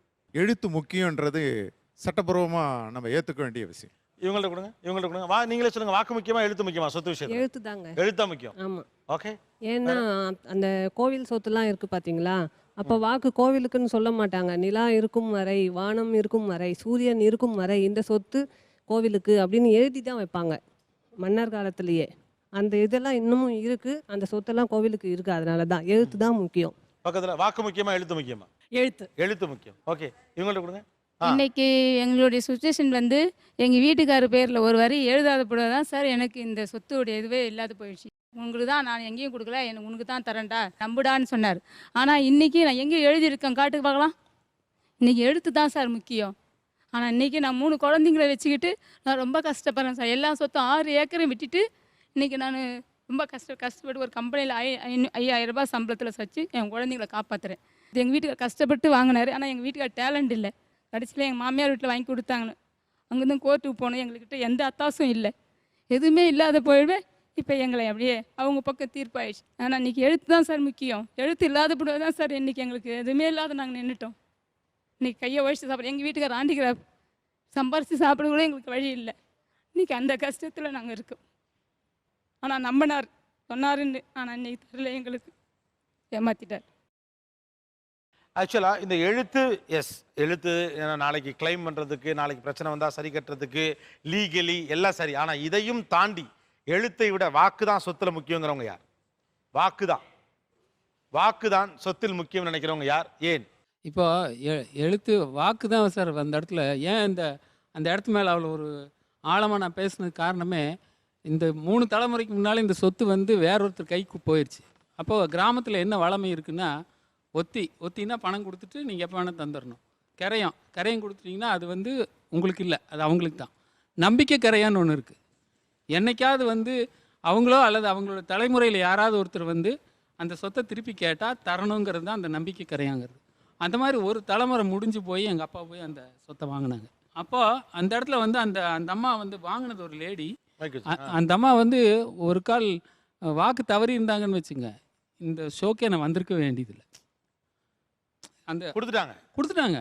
திருப்பி நம்ம என்ன ப்ராப்பர்ட்டி கொடுத்தோமோ நம்ம பணத்தை வாங்கிட்டு அவங்க ப்ராப்பர்ட்டி திருப்பி கொடுக்குறாங்க. அதனால தான் அந்த ப்ராப்பர்ட்டி மேலே நமக்கு இவ்வளவு என்ன சொல்கிறது, அதை வந்து பெண்களுக்கு கொடுத்து அது எங்கேயாவது போயிருமோ அப்படிங்கிற அந்த ஒரு பதப்பதப்பு, ஒரு பதட்டம் வருது பாருங்க. காரணம் என்னென்னா அந்த வாக்கு பிரகாரம் நடந்திருக்காங்கங்கிறது உண்மைதான். அது இல்லைன்னு இல்லை. இந்த காலத்தில் வந்து வாக்குன்றது எல்லா ஜெனரேஷனும் அதை ஃபாலோ பண்ணுவாங்களான்றது தெரியல. எழுத்து தான் முக்கியம். சார் நான் 3ஆவது படிக்கும்போது எப்போ இறந்து போனாங்க. எங்கள் அப்பா அப்போ வந்து பார்த்தீங்கன்னாக்கா எங்களோட நகை எல்லாமே வந்து அடகு தான் வச்சுருந்தாங்க. பில்லே கிடையாது. எல்லாமே பழக்கவழக்கம் மூலியமாக நம்பிக்கை மூலம் அடகு வச்சுருந்தாங்க. அதே போல் ஃபைனான்ஸில் பார்ட்னராக இருந்தாங்க. அதுவுமே டாக்குமெண்ட்டுமே கிடையாது, நம்பிக்கை போல் வச்சது தான். அப்பா இறந்தோடனே அவங்க ஃபைனான்ஸில் உள்ளவங்க வந்து அப்பா இவ்வளோ ஷேர் கொடுத்துருக்காங்க, கொடுத்த வாக்கு தான். இப்போ எடுத்துங்க நகை அடவு வச்சு இந்த செட்டியார் அவர் சொன்னார், உங்கள் அப்பா இத்தனை இப்போ நகை அடவு வச்சுருக்காங்க, பில்லு கொடுக்கல, நீங்கள் எப்போ நாள் திருப்பிங்க. நம்பிக்கை தான் முக்கியம். வாக்கு கொடுத்தது தான் கடைசி காப்பாற்றினாங்க. அது இன்றைக்கி சூழ்நிலைக்கு வந்து டாக்குமெண்ட் வந்துடலாம், பட் நம்பிக்கைங்கிறது எப்போதும் உறவுகள் நீடிக்கிறது பார்த்தீங்கன்னா வாக்குங்கிறது என்றைக்குமே தேவைப்படுது. சார் இந்த விஷயத்தை எப்படி பார்க்குறீங்க? வாக்கு முக்கியமா, டாக்குமெண்ட் எழுத்து முக்கியமா? அது எப்படின்னு கேட்டால், கோர்ட்டில் நம்ம சாட்சியாக போகும்போது வாக்குமூலம் தான் கொடுக்குறோம். அநேகமாக கோர்ட்டில் பார்த்துருக்கேன், என்னுடைய 30 ஆண்டுகளில் பொய்கள் தான் அதிகம் இருக்கும் வழிய உண்மை வராது. இத்தனை பேர் இருக்காங்க, இத்தனை பேரில் சர்வ வல்லமை உள்ள ஆண்டவன் பெயரால் நான் சொல்வதெல்லாம் சத்தியம் என்று சொல்லிவிட்டு உண்மை மாத்திரம் சொல்லப்போனவன் எவனும் கிடையாது. ஓரிரு அதிகாரிகள், பெரிய மனிதர்கள் வந்து அவர்களுடைய வேலையை சொல்கிறவது வர்றாங்க. ஆனால் கோர்ட்டுக்கு வந்தாச்சுன்னா வாக்கும் செல்லாது, எழுத்தும் செல்லாது. நாங்கள் ஒரு முடிவு சொல்லுவோம், அதை பார்த்து அதுதான் செல்லும். அதனால் என்ன நான் சொல்ல வர்றேன்னா, நான் சொல்ல வர்றதுடைய கருத்து, யோக்கியனுக்கு வாக்கும் தேவையில்லை, எழுத்தும் தேவையில்லை. நீ அவன் சொன்னான்னா போதும், அது நடக்கும். அயோக்கியன் வாக்கு கொடுத்தாலும் சரி, எழுதி கொடுத்தாலும் சரி, அதை மீறி கோர்ட்டுக்கு போவான். அதனால் நேர்மை நாணயம் உள்ளவங்கள் வாக்கு கொடுத்தாலும் சரி, எழுதி கொடுத்தாலும் சரி, சரி, அது ஒன்றும் பெரிய தவறு இல்லை. எழுத்து, வாக்கு நமது 2 பேர்களுக்குள்ளே உள்ளது. எழுத்து மற்றவர்களுக்கெல்லாம் புரியறதுக்காக சொல்வது. இவங்க அண்ணன் தம்பி 2 பேர் பேசிக்கிட்டாங்க, இவங்க 2 பேருடைய வாக்கு, 2 பேர்கிட்ட நம்பிக்கை இருக்குது. மற்றவர்கள் இது புரிந்து கொள்ளணும்னா இன்றைக்கி பார்த்தவங்க தான் புரிஞ்சுக்கிறோம், நாளைக்கு பார்க்குறவங்க அந்த எழுத்தை தான் பார்ப்பாங்க. அதனால் அதுவும் தேவை. ஆனால் அழகாக ஒரு விஷயம் சொன்னீங்க, யோக்கியனுக்கு வாக்கும் தேவையில்லை, எழுத்தும் தேவையில்லை, சொன்னது நடக்கும். அயோக்கியம் வாக்காக இருந்தாலும் சரி, எழுத்தாக இருந்தாலும் சரி, மாற்ற தான் பார்ப்பான். இப்போ அடுத்த ஒரு கொஸ்டின் வரலாம். நம்மள 2 சிஸ்டம் தான் இருக்குது. ஒன்று வளமைனா கிராமங்களில் அல்லது நம்முடைய ஊர்களில் நிறைய இந்த சொத்து பிரிக்கிறது சம்மந்தமான டிஸ்பியூட்ஸ் எல்லாத்தையும் பார்த்து சில சிஸ்டம் கிரியேட் பண்ணி வச்சுருக்காங்க. நடைமுறை, பழக்க வழக்கம் அல்லது வளமை அப்படின்னு. இதை விட்டால் கோர்ட்டு தான். நேராக போயிட்டு நவீன காலகட்டத்தில் சட்டம் நேராக போயிட்டு இந்த டிஸ்பியூட்டுங்கன்னு சொல்லி கோர்ட்டுகிட்ட பேசி நம்முடைய சொத்துக்கள் சம்மந்தமான விஷயங்களை தீர்வு செஞ்சுக்கிறது. இந்த 2ல் வளமை அடிப்படையில் என்னென்ன இருக்குது? ஃபார் எக்ஸாம்பிள், ஒரு குடும்பத்தில் 2 ஆண் பிள்ளைகள் 2 பெண் பிள்ளைகள் இருக்காங்க அப்படின்னு வச்சுக்கோங்களேன். 4 பேர், 2 ஆண் பிள்ளைகள் 2 பெண் பிள்ளைகள். சொத்து பிரிக்கும் போது என்னென்ன வளமையை பின்பற்றணும்? இப்போ கிராமங்களில் வந்து இப்போ தந்தை வழி சொத்து இருக்கு இல்லைங்க, அதெல்லாம் வந்து பசங்க பிரிப்பாங்க. தாய் வழியில் வர சொத்து இருக்கு பாருங்க, அது முழுக்க பெண்களுக்கு. தந்தை வழி சொத்தெல்லாம் பசங்களுக்கு, தாய் வழி சொத்து பெண்களுக்கு. அந்த தாய் வழி சொத்துல பசங்க கேட்கக்கூடாது. இப்போ சம்திங் பார்த்தீங்கன்னா வீடு, நிலம், வயல் இதெல்லாம் அசையா சொத்து, ஆண்களுக்கும் பிரித்து வச்சுருக்காங்க. அப்புறம் இந்த நகை, பாத்திரம், அந்த மாதிரி விஷயங்களை பெண்களுக்கும் பிரித்து வச்சுருக்காங்க சார். ஓகே, அசையும் சொத்தெல்லாம் பெண்ணுக்கு, அசையா சொத்தெல்லாம் ஆணுக்கு. ஓகே, நல்ல வளமை. சேட்டப்பாகுவோம் அப்படின்னு சொல்லிட்டு இளையவரோட மூத்தவருக்கு ஒரு பங்கு கொஞ்சம் கூட அதிகமாக கொடுப்பாங்க. இப்போ திருமணம் நடக்கலைனாக்க, இப்போ இளையவருக்கு திருமணம் நடக்கலை அப்படின்னாக்க அதுக்குன்னு ஒரு குறிப்பிட்ட பகுதியை ஒதுக்கி அந்த திருமணத்துக்குன்னு. சூப்பர். ஒதுக்கி திருமணம் நடக்காத கொடுத்துருவாங்க. தம்பிக்கு கொஞ்சம் கூடுதலா சொத்து. ஆமா. வேற என்ன வளமை இருக்கு? எங்கள் கிராமத்தில் வந்து வளமையில் வந்து அண்ணன் மூத்தவருக்கு வந்து மேற்காலையும் இளையவருக்கு வந்து கிழக்காலையும் நிலம் பிரிச்சுக்கிறோம். அது வந்து ஓகே. கூட குறைய இருந்தாலும் அதிகமாக இருக்குது மேலாண்ட இருக்கிறவருக்கு அண்ணனுக்கு தான், கீழாண்ட இருக்கிறவருக்கு தம்பிக்கு தான். ஓகே, வேற இவங்கள்ட்ட கொடுங்க. சொத்து எந்த காலகட்டத்தில் யாருக்கு எப்படி பிரித்தாலும் பெரிய மூத்தவர்ன்றபோது அவர் எல்லா கடமைகளும் தங்கச்சிங்களுக்கு தம்பிங்களுக்கு எல்லாத்தையும் அவர் வந்து கஷ்டப்பட்டு செய்கிறதுனால கண்டிப்பாக அவருக்கு வந்து ஒரு பங்கு அதிகமாக தான் எல்லாருமே கொடுப்பாங்க. எல்லா குடும்பத்திலும் கொடுத்துன்னு தான் இருக்காங்க. அது ஒரு வழக்கமாக தான் இருந்துட்டுருக்கு. நான் திருவாரூர் மாவட்டத்தில் வந்திருக்கேன். எங்கள் மாவட்டத்தில் எப்படின்னு கேட்டிங்கனாக்கா, இருக்கிற வீடு வந்து வீட்டில் யார் கடைக்குட்டி பையனா கூட அந்த பையன் கொடுத்துருவாங்க சார். இன்னும் போது நடைமுறை இருந்துகிட்டு இருக்கு. வீடு கடைக்குட்டி பையன். ஆமாம், கடைக்குட்டி பையன் தானே இருக்குது. மற்றபடி சொத்தில் பாகங்கிறது இப்போ பெண்கள் கொடுக்க ஆரம்பிச்சிட்டாங்க சார். இருக்கிறது 4 பிரித்து பெண்கள் கொடுக்க ஆரம்பிச்சிட்டாங்க சார். இப்போ பழகி வந்துட்டு நிற்கும் சார். இப்போ எங்கள் ஏரியாவில் பார்த்தீங்கன்னா மானாவாரி பூமி, விளைச்சல் பூமி 2 இருக்குங்க. விளைச்சல் பூமியிலையும் 2 பிரிப்பாங்க, மானாவாரி பூமியும் 2 பிரிப்பாங்க. அதுலேயும் வந்து அண்ணனுக்கு மேல் கையும் தம்பி கீழ் கையும் கொடுத்துருவாங்க சார். இதுதான் வடமுறை. பெண்கள் அப்படின்னு சொத்துக்கு வரையில முடிஞ்ச அளவுக்கு காசை கொடுத்து அவங்க அவாய்ட் பண்ணுவாங்க. அப்படி முடியாத வச்சுக்க 1 சென்டோ 2 சென்டோ அந்த மாதிரி முடிஞ்ச அளவுக்கு அந்த இருக்கிற வேல்யூ பொறுத்தளவுக்கு அப்படி கொடுத்து கொஞ்சம் கொடுத்து ஓகே அப்படி கொடுத்து கட் பண்ணுவாங்க. ஓகே, இப்போ ஆனால் சொத்து கொடுக்குறீங்க. இப்போ கொஞ்சம் கொடுக்குறாங்க சார். அதாவது இந்த சட்டம் வந்ததுக்கப்புறம் தான் சார். இதுக்கு முன்னாடி எல்லாம் வந்து அம்மாவுடைய நகைகள் பண்ண மாத்திரங்கள் இதுதான் கொடுப்பாங்க. இப்போ வந்து இந்த சட்டம் வந்ததுக்கு அப்புறம் தான் வந்து முடிஞ்ச அளவுக்கு எவ்வளோ குறைச்சி கொடுக்கணுமோ குறைச்சி கொடுத்துருவோம்.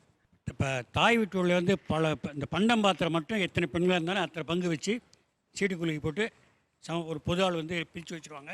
2 பெண்கள்னால் 2 பெண்கள், 3 பெண்கள்னா 3 பெண்கள், சின்ன குழந்தை போட்டு 1 2 3 யாருக்கு போடுதோ அவங்களுக்கு கொடுத்துருவாங்க. இந்த தாய் போட்டிருக்க நகை மட்டும் பெண்களுக்கு கொடுக்குற வழக்கம் தான் இருக்குது. மற்றபடி மற்ற சொத்து எல்லாமே ஆண் பிள்ளைகள் தான் சேரும். அதுக்கப்புறம் அது அப்படி ஜென்ரேஷன் எப்போ வருதோ அது படி போயிட்டு இருக்கும். பட் இப்போ மாறி இருக்கா இல்லை அப்படியே தான் இருக்கா? அப்படியே தான் இருக்குது. பெண்களுக்கு சொத்து கொடுக்குறது சொத்துங்கெல்லாம் யாரும் கேட்பாங்க, கொடுக்குறது இல்லை. யாரும் கேட்பாங்க, கொடுக்குறது இல்லை. அண்டா வேம்பா கடாரம் அப்படின்னு இருக்கும். நெல்லை விற்கிற அண்டா எல்லாம் ஆம்பளை பிள்ளையை சேர்ந்தது. நாக்காளி, பீரோலு, நிறைய பீரோல் இருக்கே, பொம்பளை பிள்ளைகிட்ட ஒன்று கொடுனா கொடுக்க மாட்டான் அப்படிம்பாங்க. அது எங்களை சேர்ந்தது இல்லைம்பாங்க. இப்போ சொத்தெல்லாம் கொடுக்குறாங்களா இல்லையா பெண்களுக்கு? சொத்து இப்போ கேட்குறான், ஒருத்த கொடுக்குறாங்க, ஒருத்த கொடுக்கல. Okay okay. சாருகாசன் சார், சொத்து பிரித்தல் 1937 வரை பெண்களுக்கு சொத்துரிமை கிடையாது இந்தியாவில். பெண்களே ஆண்களுடைய சொத்து, அதுதான் நடைமுறை.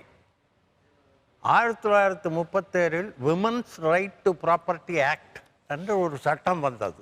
அந்த சட்டம் ஒரு விதவைக்கு ஆயுட்காலம் வரை கணவனுடைய சொத்தை அனுபவிக்க தகுதி உண்டு. அது மாத்திரம்தான் வந்தது. அதுக்கு பின்னாடி 1956 பெண்களுக்கு சமமாக சொத்து பிரிக்க வேண்டும் அப்படின்னு ஒரு சட்டம் வந்தது. இந்த சட்டம் வந்த பிறகும் கூட நாங்கள் சட்டத்தை மதித்ததே இல்லை. ஏனென்றால் என்ன பண்ணுவாங்க, அப்போ அதிலிருந்து இது உயில் எழுதி எல்லாம் பையனுக்கு எழுதி வச்சுருவாங்க. அதனால் சொத்தை ஒரே இடத்துல குவிக்கிறது வெள்ளைக்காரன் பழக்கம். அதுதான் அதுக்கு பேர் ரூல் ஆஃப் பிரைமாஜெனிச்சர்னு சொல்லுவாள். மூத்த மகனுக்கு தான் எல்லா சொத்துக்களும் இன்னமும் இங்கிலாண்டில். அது என்ன சொத்தை 2ஆக பிரிச்சிடக்கூடாதுங்கிறதுக்காக. ஆனால் மற்ற மகன்னா அட்ஜஸ்ட் பண்ணி படைச்சிக்குவாங்க. இங்கேயும் அரசர்களெல்லாம் சொத்து மூத்த மகனுக்கு மாத்திரம் போகும். அப்படித்தான் இருந்தது. இப்போ அந்த சுதந்திரம் வந்த பிறகு, ஜமீன்தாரி முறை ஒழிந்த பிறகு இந்த சட்டம் அவர்களுக்கு வருது. ஆனால் மொத்தத்தில் சொத்துங்கிறது மனிதனுடைய உழைப்பு. ஆனால் என்னுடைய நான் ஆரம்பத்திலிருந்தே ஒரு இடதுசாரி மனிதன். நானே சொத்து சேர்க்கவில்லை, எனக்கென்று சொத்து சேர்க்கவில்லை. இதுவரை வசதியாக தான் இருக்கேன், சொத்து தேவையில்லை எனக்கு. பேசலாம். ஒரு சிறிய இடைவேளைக்கு பிறகு ஆச்சி Masala Neeya Naana powered by RRP housing, co presented by Sunland, ஒவ்வொரு துளியிலும் எனர்ஜி மற்றும் Adityaram group.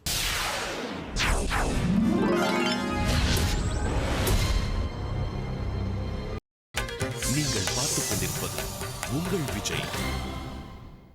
Welcome back to Aachi Masala Neeya Naana powered by RRP housing, co presented by Sunland, ஒவ்வொரு துளியிலும் எனர்ஜி மற்றும் ஆதித்யாராம் குரூப்.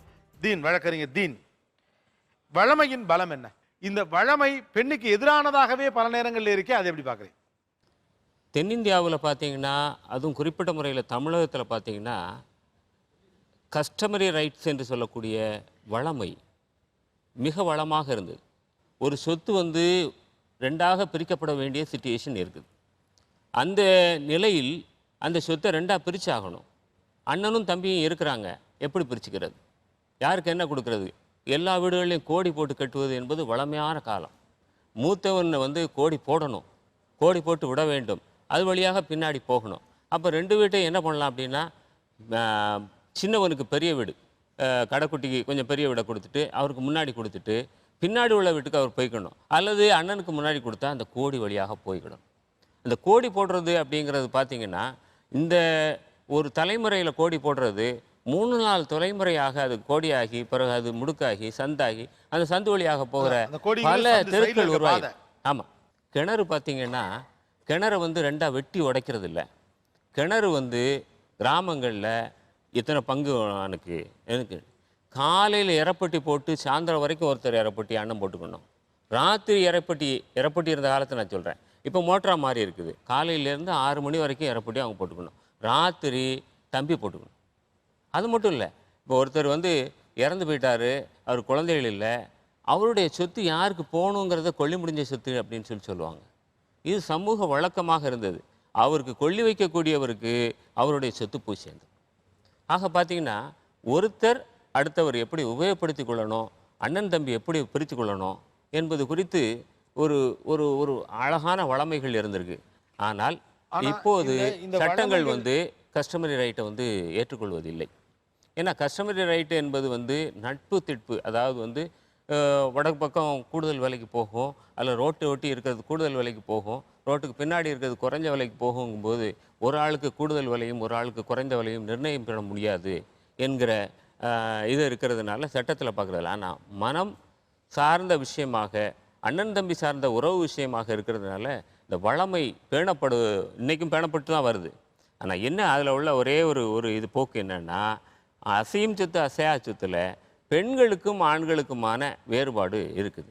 பெண்களுக்கு இந்த மாதிரிலாம் இல்லாமல் இருந்த இந்த நிலைமைகள்லாம் மாற்றி இந்து சக்சஷன் ஆக்ட்னு சொல்லும் பொழுது 55ல் மிக தெளிவாக ஒருவருடைய தனிச்சொத்து என்றால் ஆண்களுக்கும் பெண்களுக்கும் சமம்னு வந்தது. அப்பயும் என்ன இருந்ததுன்னா, மூதாதையர் சொத்து ஆண் வாரிசுகளுக்கு மட்டும், பெண்கள் வாரிசுகளே இல்லைன்னு 2005ல் 50 ஆண்டுகள் கழிச்சு தான் அதுவும் வந்தது.